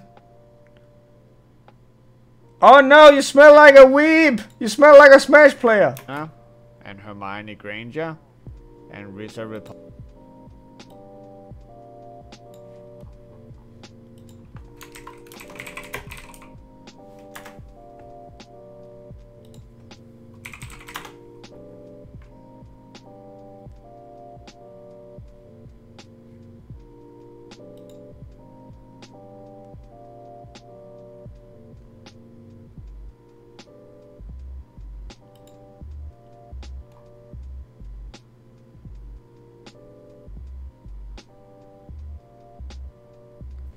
I'm trying to find a good picture of Rita Repulsa.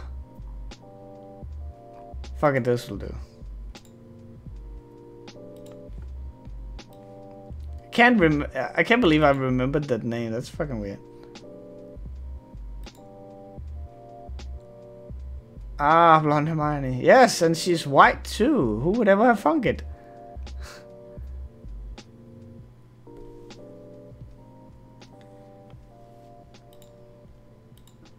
And Rita Repulsa and the Enchantress. The Enchantress. Didn't Angelina Jolie play her?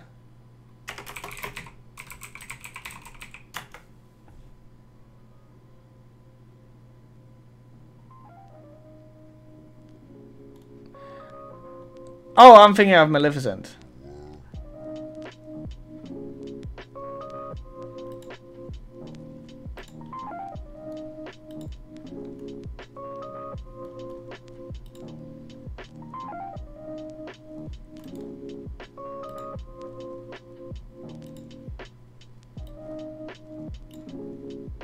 And the Enchantress. Okay, so the last one here is gonna be my ex-girlfriend. So,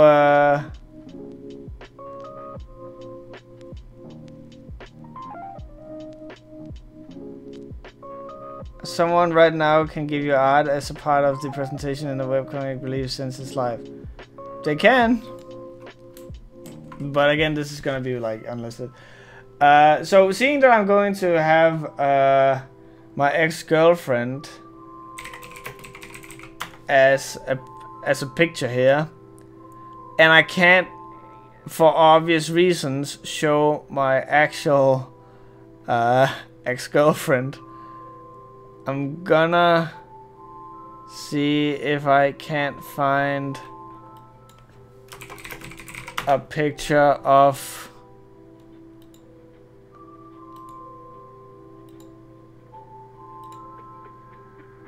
the devil.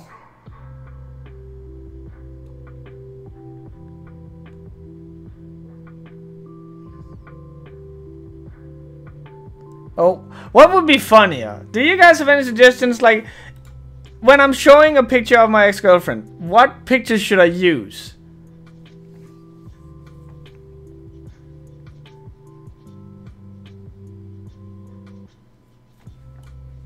Should I just find a picture of the devil, or should I, like, show my ex-girlfriend? I don't think I can legally show a person.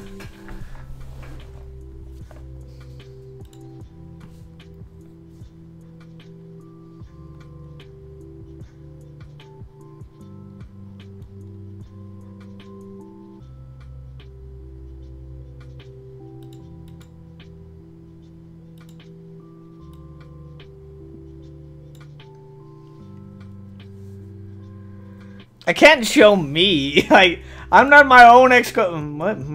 Now we get into philosophical stuff. You with your shirt tucked in like a stupid persona. That would be too mean. That would be too mean. Put a picture of yourself. Devil from one of those 1920s. Oh yeah. Yeah, devil from the 1920s. Let's see what we can find.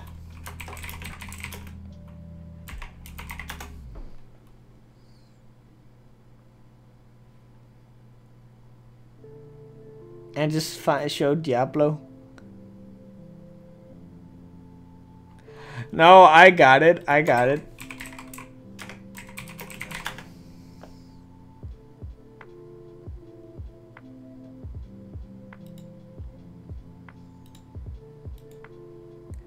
Cause I needed to be like very clear. This isn't my actual ex-girlfriend. It's just like the made up ex-girlfriend for the sake of the video. Like for the rise of persona. I would never actually like go out and shit on my ex-girlfriend like in public. That would be incredibly mean.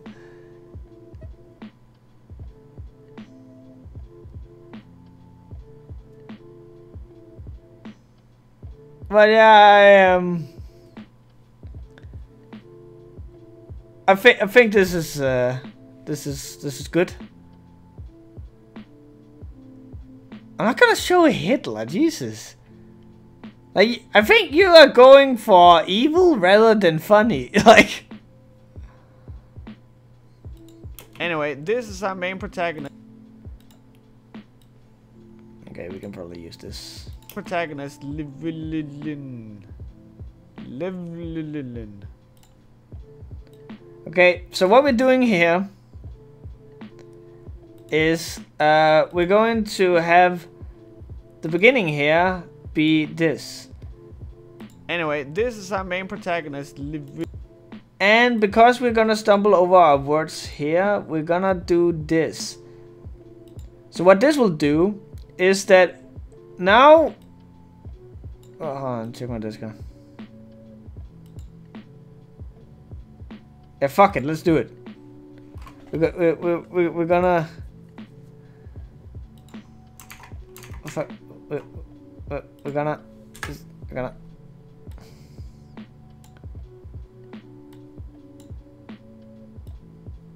There we go. This is great. Thank you, Warren. Because we're here, when we have it anyway, like this where these two are the same, nothing here is gonna change. But because this one is so close to that one, it means that it has less time to do what, like, the change you want it to do. Which means that it will end up looking like this. Anyway, this is our main protagonist, Livlin. Lol.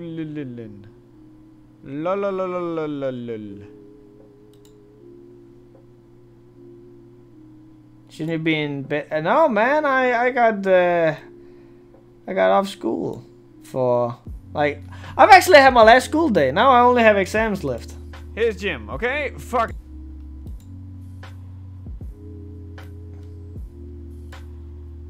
Here's Jim, okay? Fuck it, we're going with that. Jim wants to be turned into a witch again. In case the t-shirt with a fucking pentacle on it wasn't fucking obvious. There's apparently this shop full of witches or whatever, and Jim's the first man to be... Apparently this shop full of witches or whatever, and Jim's the first man to be initiated as a witch. I fucking wonder why. Also, am I the only one who's getting some really bad Elseron Chronicle? There's apparently this shop full of... Anyway, Jim was apparently more or less taken in by his coven when his super Christian mother kicked him out after finding out that Jim practiced magic. Trust me, this will shit its bed super hard later when we get a prologue. Anyway, the ritual starts and we...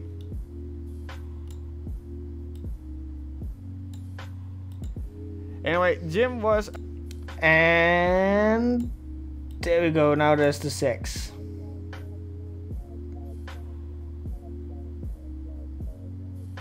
It's the witching hour now. It's 1:40. Isn't the witching hour like 3 AM? Am I wrong? Oh, you also have exams back tonight? We have to make like some packaging, and I can't for the life of me come up with what packaging I want to do.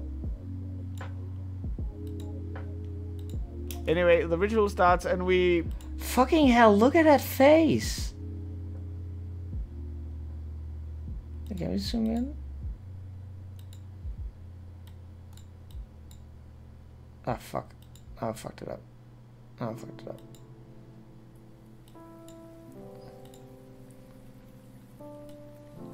There we go. Less taken in by his prologue. Anyway, the ritual starts and we... Let's make that a little longer, just for the sake of we can have it like lingering. And from the fucking get-go...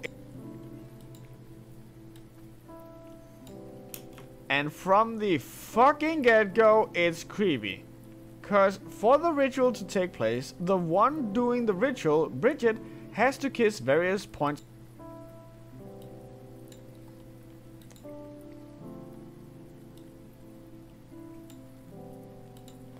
Okay, so I kind of want the last page to hover a little, just so because I really want to show fucking this. So I'm gonna move the end point over, which means that it will reach the end sooner, and so this entire segment, it will have like the picture will stand still, so you really get to see like this.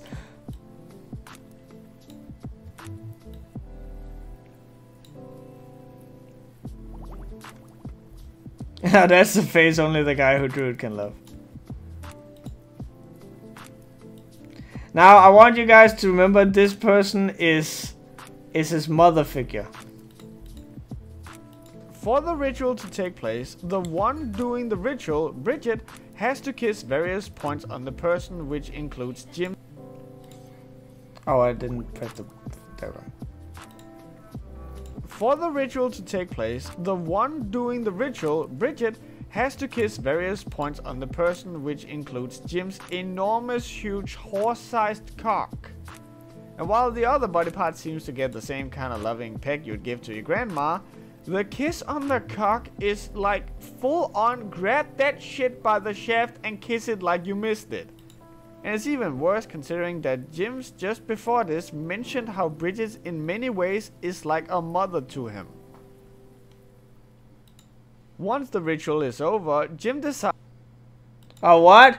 What? It's creepy? What do you mean it's creepy?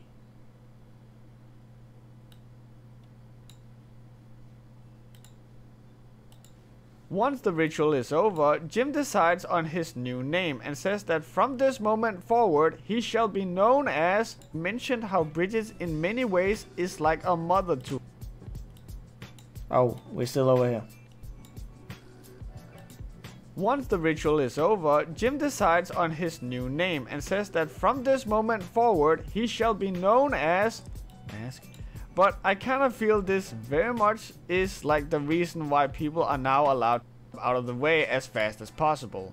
So the ritual has hardly ended before here is apparently here to be Jim's wife. So the ritual has hardly. So for this one, we're gonna talk about him saying his name is Warmage. But we have this entire fucking thing. So what we can do is we go into effects, we go into view and animation, and then we go into section. Then we remove it so we have 3 proportions. And then we just highlight this. And then we can go into camera, zoom, and shot. And now all we're working with is this part of the thing. I'll go down, there, move this motherfucker over here. And kablam, so look at that. Once the ritual is over, Jim decides on his fucking look at those name lips. and says that from this moment forward, he shall be known as Warmage. Not only does he still get called Jim in the future way more than Warmage, Dad or Daddy, don't ask. But I kind of feel this very much is like the reason why people are now allowed to change their PSN account name. Because they ended up with embarrassing shit like this. Like fucking really? It's a wonder it's just this and not XX Warmage 420 kill X. Okay, so for this, I kind of want to show. Really? It's a wonder it's just this and not X. I kind of want to show what I mean. So we take some text. I'll just default.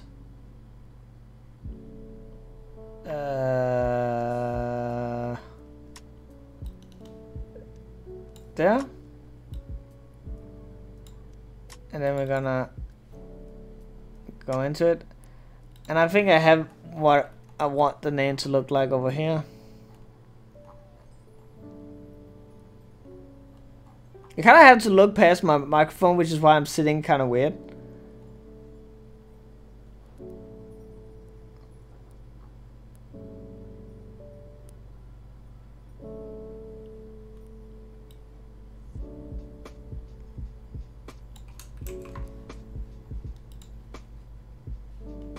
Also, hey Emily, glad you could make it. Okay. I fucking hate when this happens. Black. And go for the good old faithful fucking. Yeah, there we go. The good old webcomic relief font bangers. Okay, no, we're gonna make it white. That was the bad thing. There we go.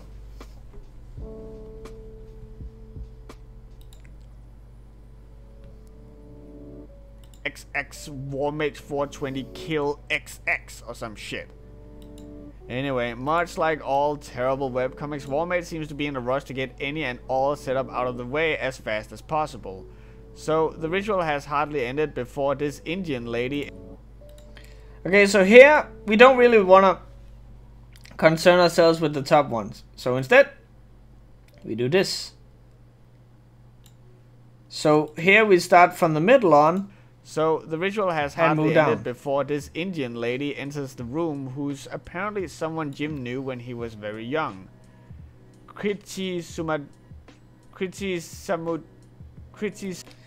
so here I kind of want to show this, but at the same time I want to show her name. So what we do is we go in here.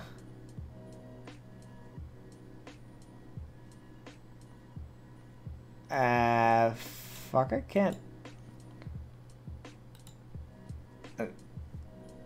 The text is so small, tiny, I can't see it. So let's just do this.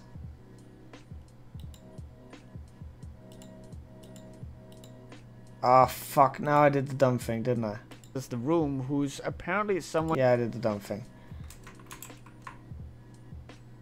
It's the room, who's apparently. It's the room, who's apparently. There we go. Okay.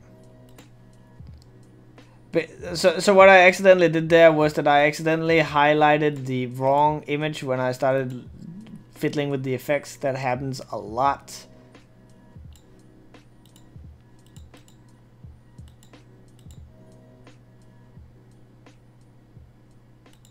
Oh,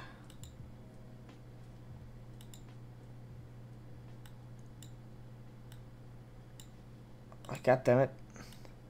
Where does he say her name?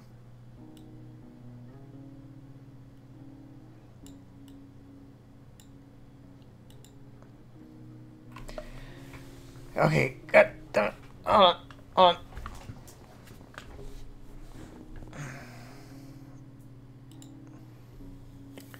You done goof. I done the goof. Luckily I got the images here so I can just like look it up.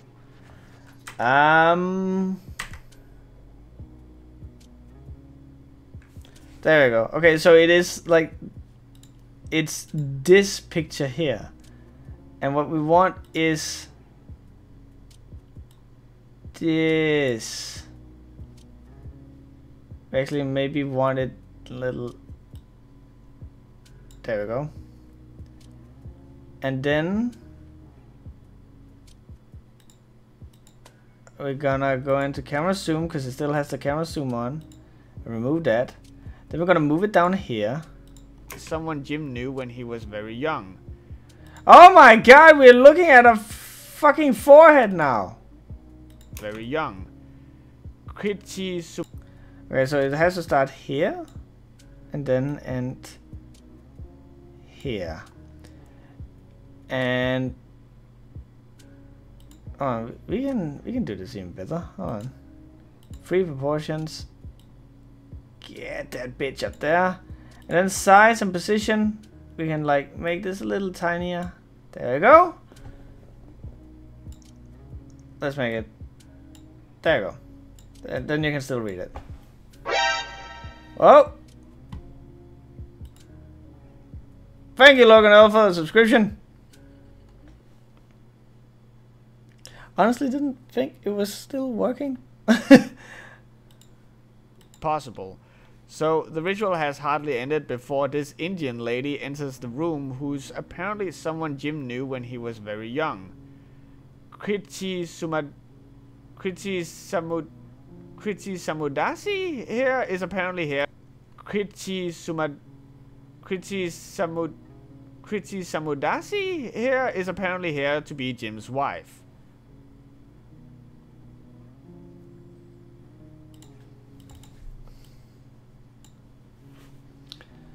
Okay, I need to work on those annotations. Stone Cold Steve Austin serious. They might put a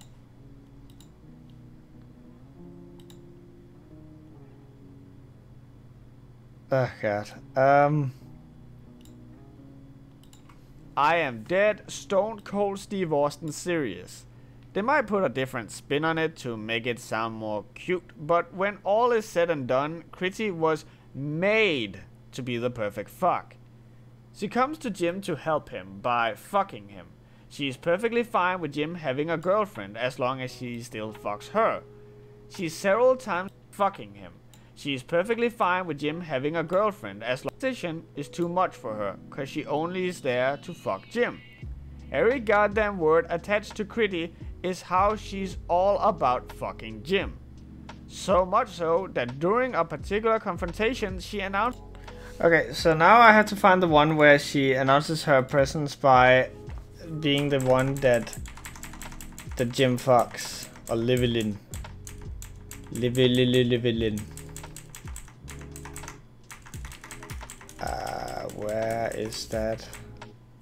So this is like, yeah, this is the editing process. This is just me like trying to remember each and every image and then like try and find them when I need them and then use them. Sometimes I will make notes. It rarely happens, but sometimes I will.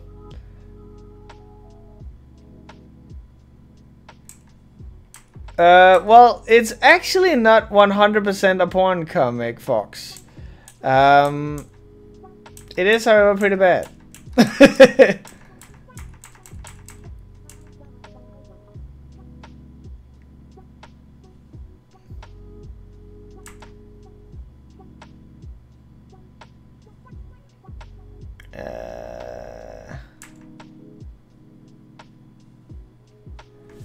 There we go.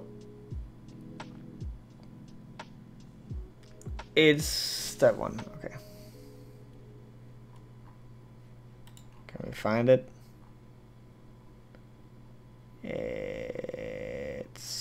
That's too far. Oh god, this is so bad. This is so bad. There we are.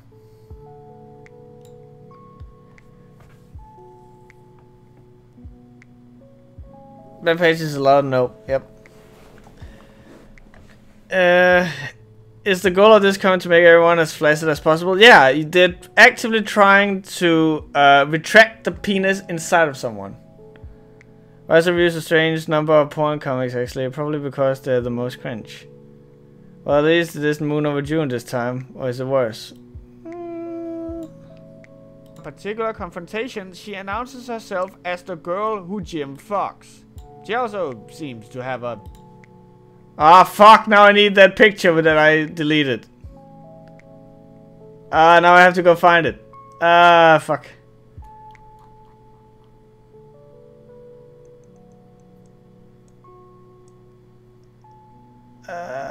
Fuck. Okay, hold on. I'm gonna fire up Paint, because I don't want to fire up Photoshop.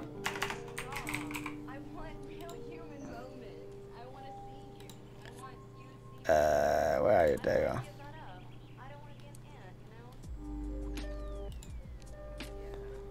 Okay, so bear with me, because this is also something that I constantly have to account for, is that I'm an idiot, and I will often delete the shit that I actually need. Not like it was here, because I deleted the thing here because of, well, it was uncensored and I can't show that on YouTube. Can I just hurry in that? Yes, I can. Okay. Box, black color, all black everything. Oh my god, I fucking hate this. That's true, they fucking...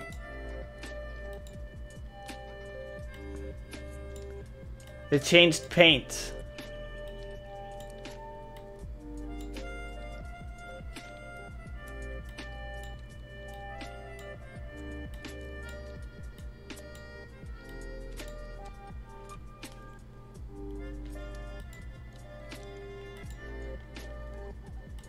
Okay, save as JPEG, because who gives a fuck about the size? Also, like, these are all the different comics. Like, I have a collection. Okay, there we go. Now it has been censored. I did it. It was me. Aren't you proud of me? Alright, so you're the strongest person I know.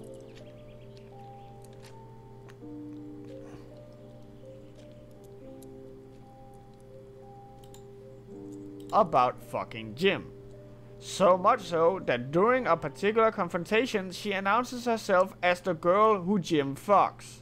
She also seems... Okay. Anyway. Let me jump back in time to this. Anyway, Critty is here cause who cares, and is giving Jim a dowry, which is a thing in Indian culture, I think, where a bride hands her husband a piece of property or money on their marriage. The dowry in this case is Jim's supersuit, the armor of Rama. Yes, you heard that right. Supersuit. This comic... Okay, so now we have this one, then we can start doing this. I'm not gonna zoom in on anything in particular. I'm just gonna keep it up here because I just realized that I forgot to censor something again.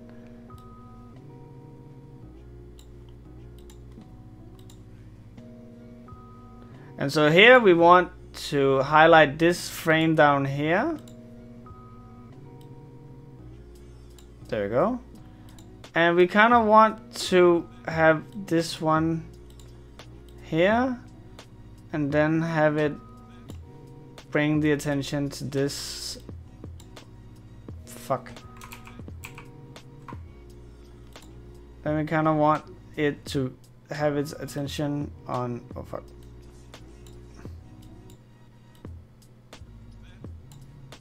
On the voice bubble up here. Still fucks her. Okay, so we probably need to... fuck it, it's fine. This is like... It's a ward, it's not a nibble. Fuck it. It's a get out of jail free card.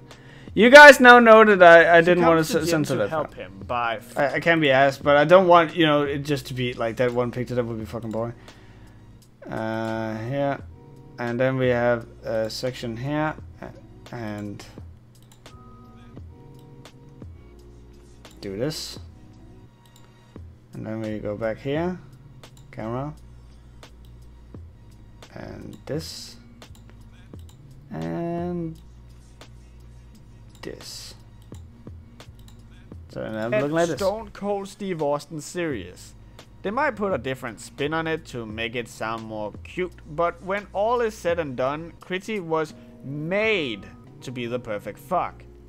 She comes to Jim. Fucking look at the size of that thing. Fucking him. She's perfectly fine with Jim having a girlfriend as long as she still fucks her. She several times says she'll be ready day and night to fuck Jim. No deed or position is too much for her, cause she only is there to fuck Jim. Every goddamn word attached to Critty is how she's all about fucking Jim. So much so that during a particular confrontation she announces herself as the girl who Jim fucks. She also seems to have a 6-inch taint for some reason. Anyway, Critty is here cause who cares, and is giving Jim a dowry? Which is... Okay, yeah, we get it. So let's just, you know, unwrap...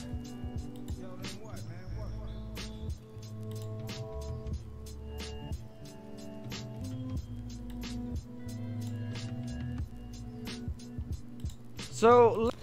I always run into this issue when I'm doing porn comics, where I don't know if I have to censor semen. Because I kind of think like semen is like sexual in nature, so surely I can't show that, but I mean you can show you can show piss, and you can show a turd. So it's like, but I don't want to ask anyone at YouTube about that. Hey Beaver the Beaver, thank you for subbing. Say hi to Nick from me. Pretty sure if you try and process all of this at once, you're gonna end up with a brain aneurysm. Let us first of all tackle the sex, cause I know some of you people out there are some regular old horn dogs. I mean, most of you are furries for Christ's sake. So remember how it was super uncomfortable that Jim had this huge... Okay, let's see if we can't find... No. No.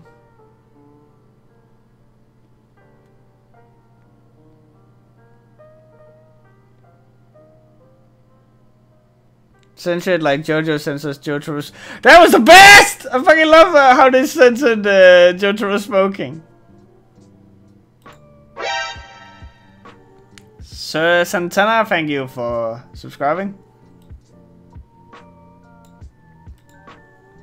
So remember how it was super uncomfortable that Jim had this huge enormous dick kissed by his mother figure? Well, if that made you uncomfortable, you are not ready for the rest this comic has to offer you. Such as him straight up fucking this.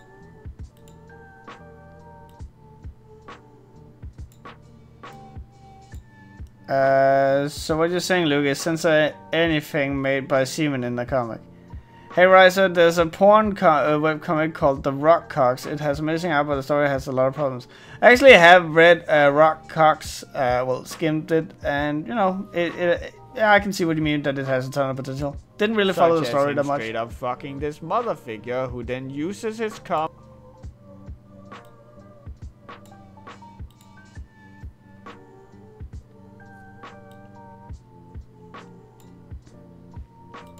as some sort of face paint on her and Critty. At one point, Jim is fucking crazy.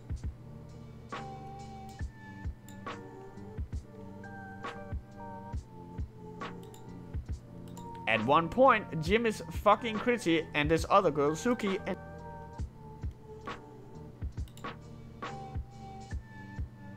oh, this is too far.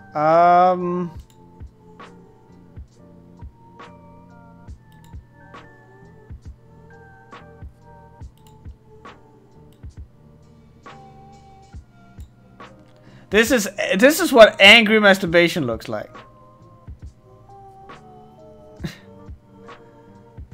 It's a shame because I had a ton of potential. Oh god, what comment did you find? It's called Warmage! It says so right here! Hello everyone, first time coming to the stream. Thank you for joining Bumblegum. This is actually also the first, like, of this type of stream that I'm doing, so you were here. You found an erotic comic, unfortunately, for my stomach. The semen in Oglaf is artful. Yeah. What's going on with an egg? I don't. Oh fuck! I forgot. No, we're hiding it. We're hiding it.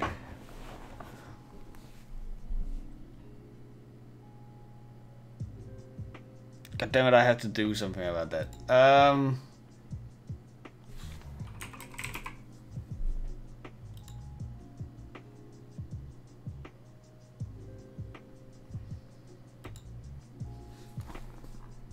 Where is it? I need to censor this. How come every... at least I'm catching it now. There it is. Oh. Yeah. Okay. Bang, bang, bang. Okay, fuck it. Did the thing change? No. There we go. Ah, fuck. What the hell? She's a giraffe. I see the name, but this stuff looks insane. The YouTube police are coming. Oh no. Uh-oh. Hey, Ryza want me to do the censoring? No, it's okay. I finished the... I thought I finished it. You need Clip Studio so your censoring can look better than the comic. You know, if I actually use Clip Studio, I would be using more effort and money on this project than the creator ever did.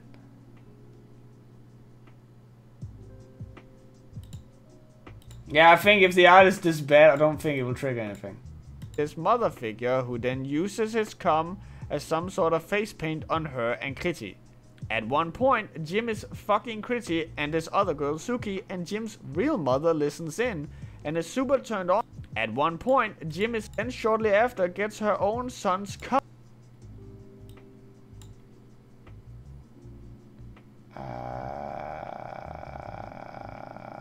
Where is it?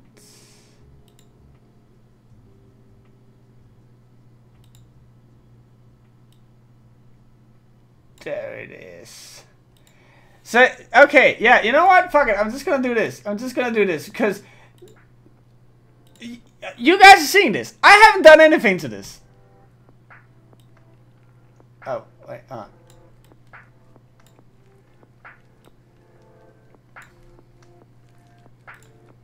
This is the sequence of pictures. This is what happens. Yeah, you're seeing this too, right?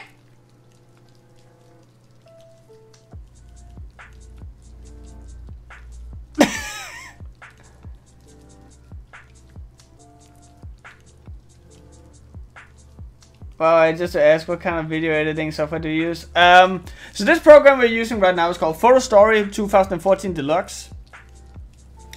What I use for my video editing is Sony Vegas, and what I use for shoot the whoop, god damn it, and what I use for effects and stuff is Adobe After Effects. Okay. Starts flicking the bean to it, and then shortly after, I'm done, bye man. Take care, Philip. Thank you for joining. Face and in her mouth, and isn't super against it. And if that wasn't bad enough, this comic will, for whatever.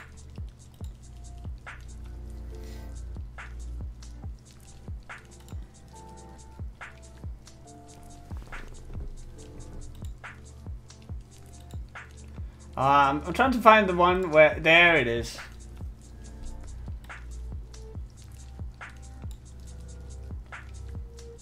Like, look at this. How is it... How is... Who would find this sexy? It's a purple tongue.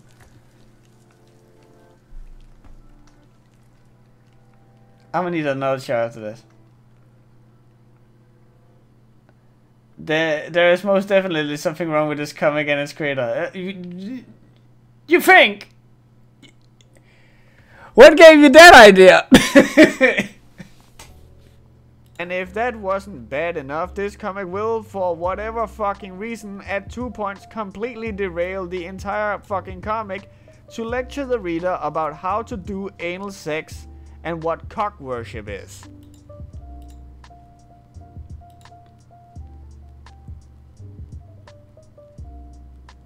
I legit do not want to look at this comic. Well, you got a whole review coming for you, buddy.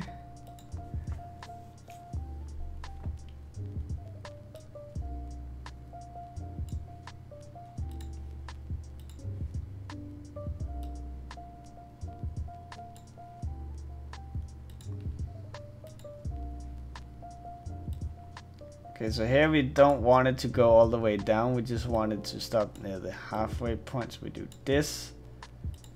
And here we just want to section off the mother.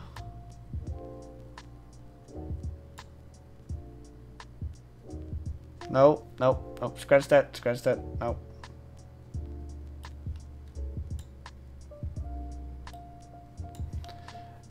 We wanna do this, and then stop it here.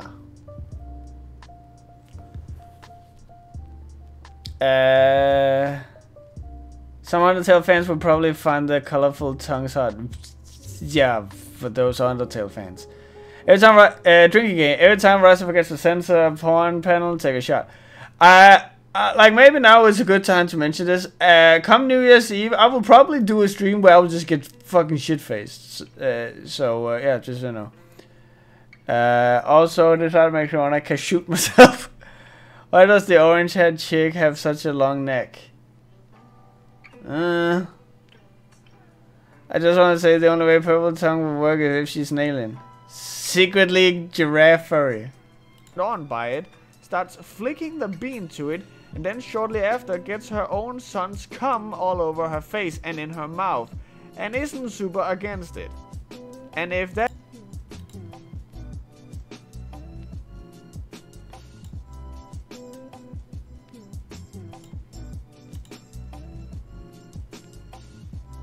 wasn't bad enough, this comic will, for whatever fucking reason, at 2 points completely derail the entire fucking comic to lecture the reader about how to do anal sex and what cock worship is.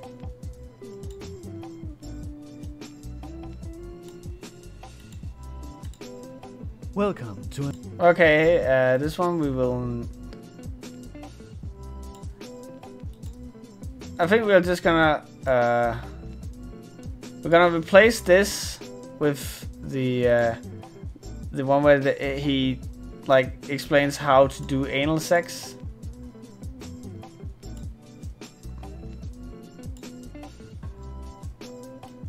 Like this isn't someone who's coming. This is someone having like a stroke.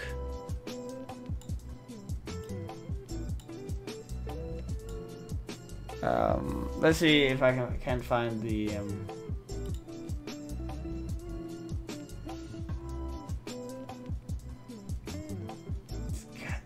Fucking look at it! It's a fucking arm!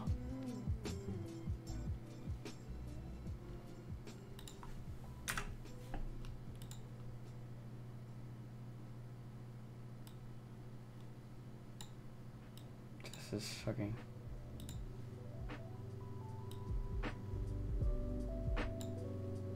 This is...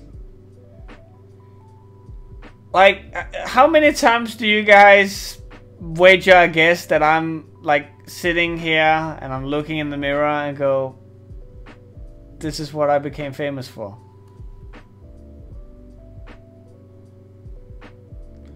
Oh my god, my buddy and me got so wasted on last New Year's Eve during a stream while watching Netflix Death Note.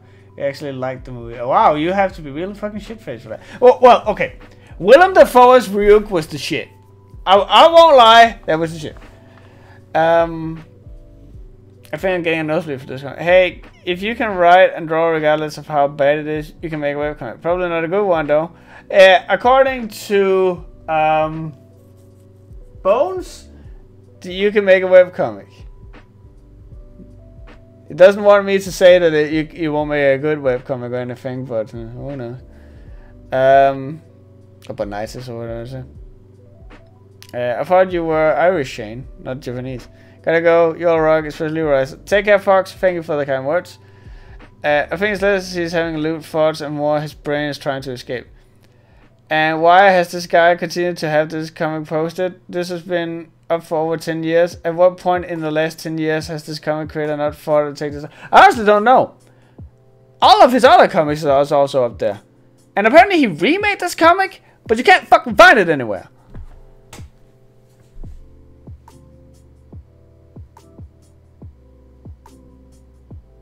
Webcomics are indeed a good practice for art. I won't lie.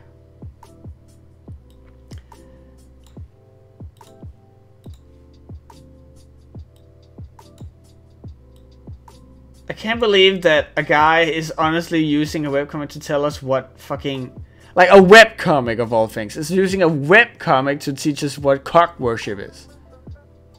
Sticking it in your mouth and sucking it. Also having, you know, done the...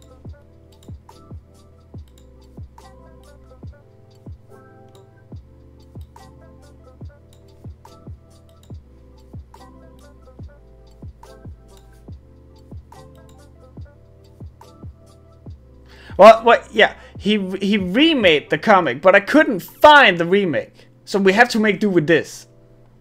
Cause I honestly, like, if I could find the remake, I would obviously, you know, deal with that. Cause I think anything else would be kind of mean.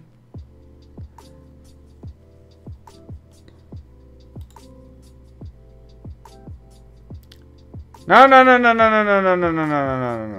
This is not Bones, the comic. I was just making a jab at Bonitis because one time when I was on a stream, he he mentioned how someone had asked him how to make a webcomic, and he's like, "Can you draw?" Yes, now you can make a webcomic. And he kind of got a little pissy when I said that. Well, that doesn't necessarily mean that you can make a good webcomic. You have to apply yourself a little more for that.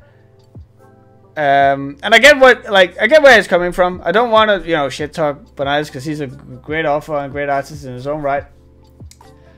But and some people just need to be told you can do anything if you just try it, buddy. And some people really just need that push, you know, like that push to just get started, and then they can be told, but you need to improve yourself later on as time goes on. But I don't function like that. I'm all for giving positive encouragement, like go do the thing, because I really want people to do the thing. But I'm not like Bonitis, where I want to tell people you need to apply yourself. This shit doesn't come free. This shit doesn't come easy. You need to fucking work for it, bro. And yeah. So that we kind of had a little clash, and apparently I've been told that because like when we're on stream, whatever, he's friendly, but once we're off air, he will shit talk me, which I kind of feel is a little mean. Maybe it's not true. I haven't seen any evidence, but I've heard it from multiple sources. And if you listen to this, Bonitis, I am disappointed. Not that you can like use that for anything. Like, who gives a fuck, right?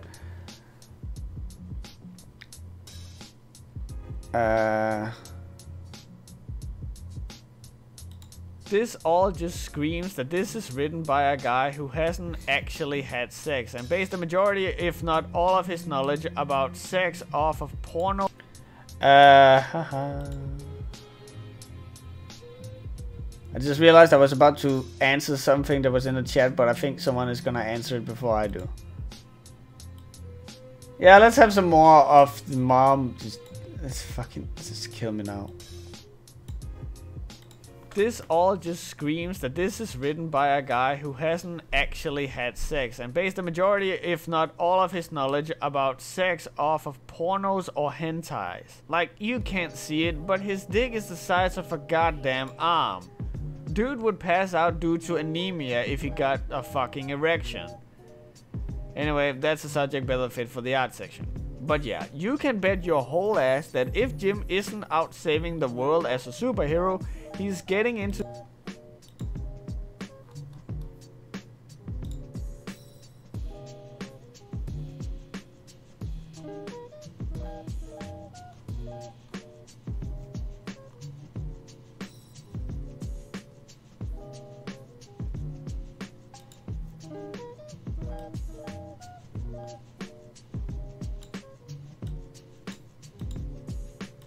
is some fucking cringy sociopathic nightmare material.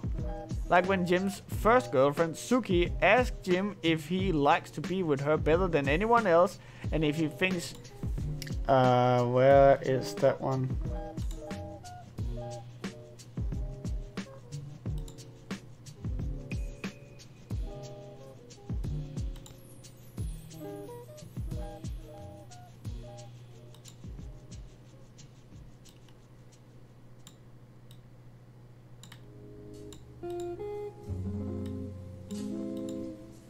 And that's not all. This comic feels so fucking skeezy with so much different shit. Like how Jim forces Kitri and Suki.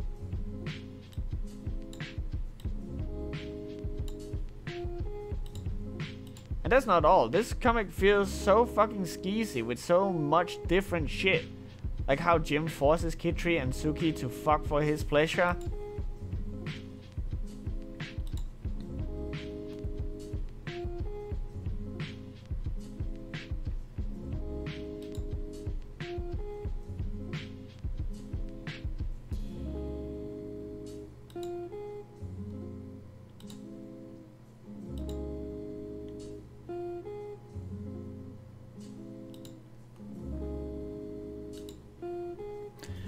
Where is that? So this is like where this gets awkward because I actively have to find these different scenes and try to remember where they are in accordance to one another. Also, by the way, here's the scene where 9/11 happens.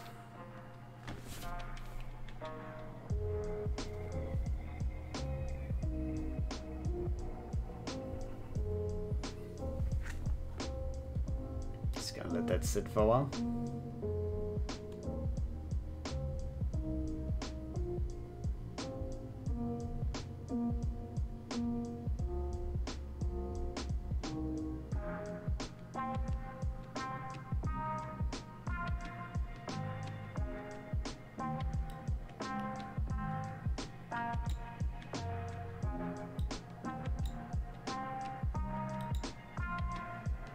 Like how Jim forces Kitri and Suki to fuck for his pleasure. Just reading like the comments on this is fucking great.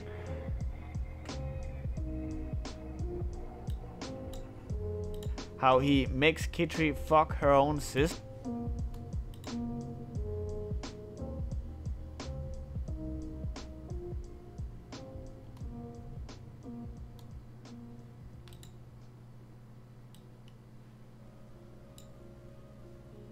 How he makes Kitri fuck her own sister. How Jim talks about treating women and how to keep... Oh my god, I need to find where that piece is where he says he needs to keep his pimp hand strong. I swear so many of the stuff you covered already can't be summed up with a sentence. The author here is seen really sexually repressed. Wait, what? 9/11 again? Please, please don't say they have sex during the 9/11 scene, for goodness sake. Oh, no, don't worry, don't worry. Warmage, it's the only comic that can show 9/11 and probably have a sex scene directly after. Love that we almost glazed over 9/11 in a backup. Did you already talk about this other guy's comic? No, I haven't touched this guy's other comics. How do I put it? This is what I want to focus on now. I will mention them briefly in the future, but the you know, like this is the thing we're focusing on. I don't just want it to be fuck this guy, fuck everything he's done, but yada yada yada yada yada.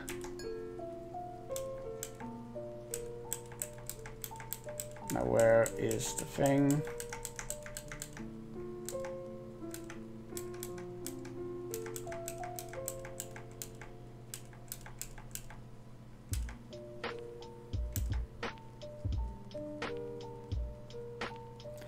There it is.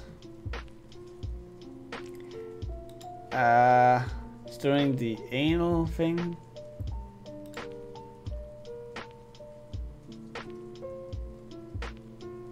There we go. Also, I just wanna... Can you see that? Hold on, let me...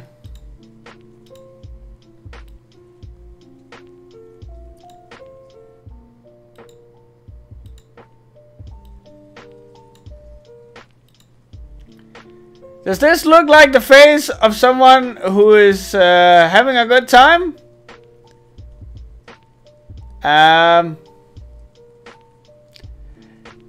Because to me it looks like someone who's getting sawed in half.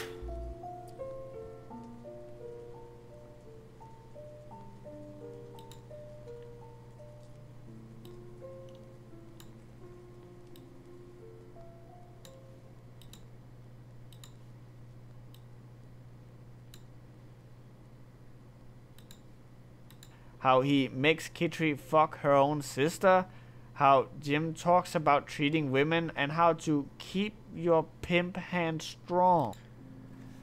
Are we going to have to repeat what we discussed during the Green Session of Low review? A little bit.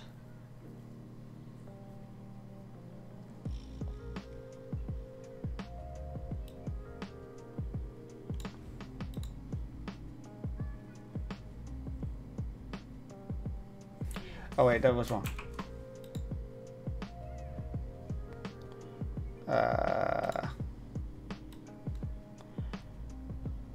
Like this doesn't look like someone who is like, ooh, what's going on here? It looks like someone who's like, oh fuck! Ah, they're slaughtering babies over here.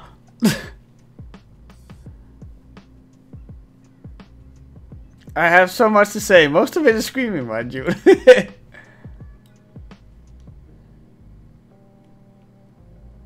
I'm really like genuinely happy that no one went, oh, this guy's bald, this must be Ryza. Because I would start throwing with shit.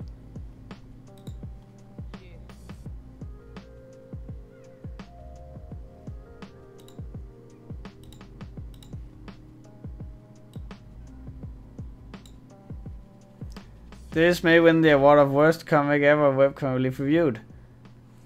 Who knows?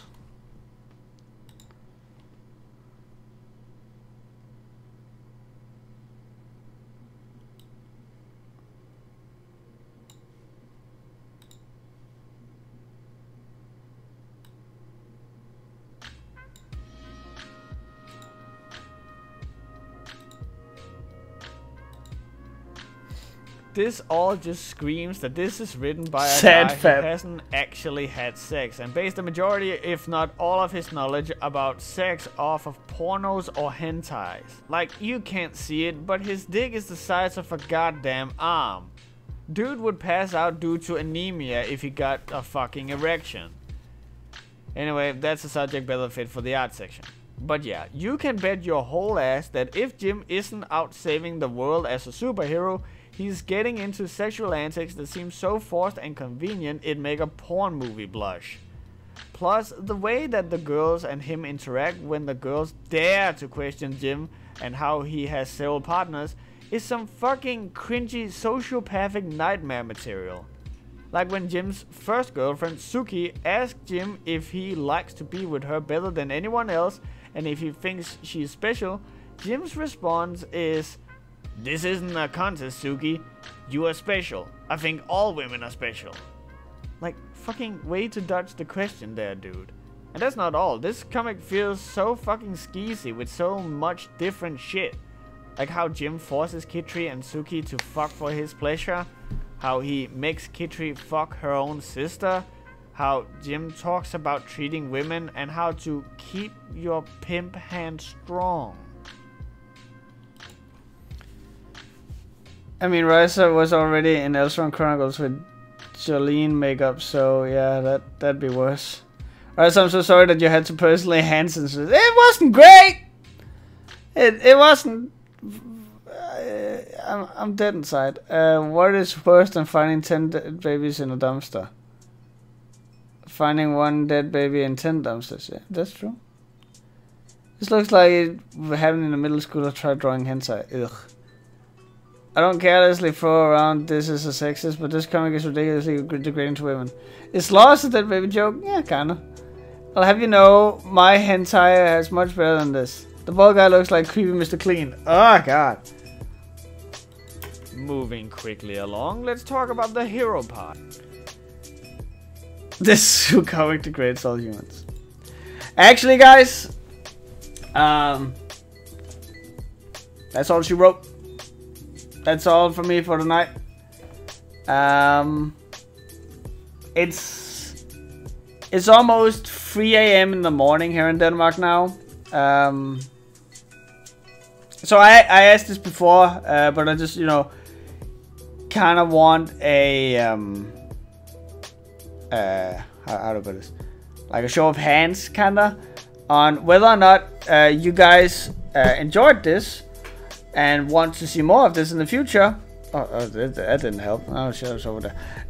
Or this was a little boring, something that you would rather not see again. Because this was new. This was not something I've never tried before.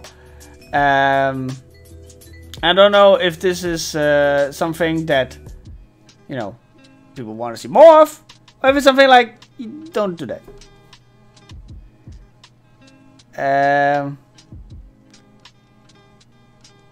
Rest of Riser, great stream. More, go to bed, Riser. And yes, I enjoyed it. I enjoyed the stream.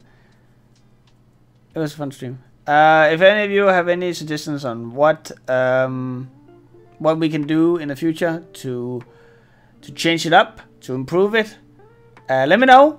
Because I threw this shit together in like 20 minutes. So yeah, as we've seen with the Jello Cartel streams, we can do some great stuff if we get some feedback. Gonna make one last plug for Vanilla Byte. Go read Vanilla Byte's webcomic. You can find it on Webtoons. It looks pretty good. Also, go to sleep. It's 3 AM. You have school tomorrow. No, I don't.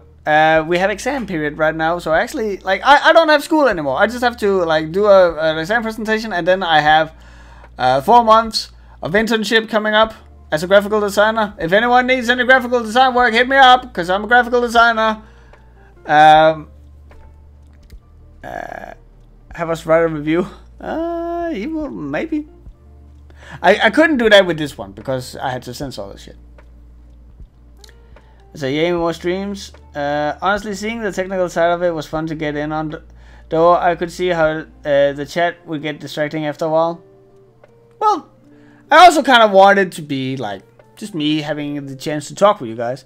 You got 30 viewers. I would say that is enough to warrant doing this again. Okay, game for more of this. Also, I like the P5 theme. Yeah, I really like it too. I also have this, which I like. Especially because it has like that take a break. There's also this. So yeah, like I did some graphical work for a guy who is like a huge. He lives off of streaming here in Denmark, so he gave me some pointers and like, so he helped me set this thing up, which is I'm really thankful for. Maybe an extra host to read the chat for you. Yeah, maybe. I'll have to find someone who wants to do that. Thanks a lot, Riser. You're the best. I would ask you to review my comic, but it doesn't exist yet. Well, once it does, give me a poke, and I'll happily check a look.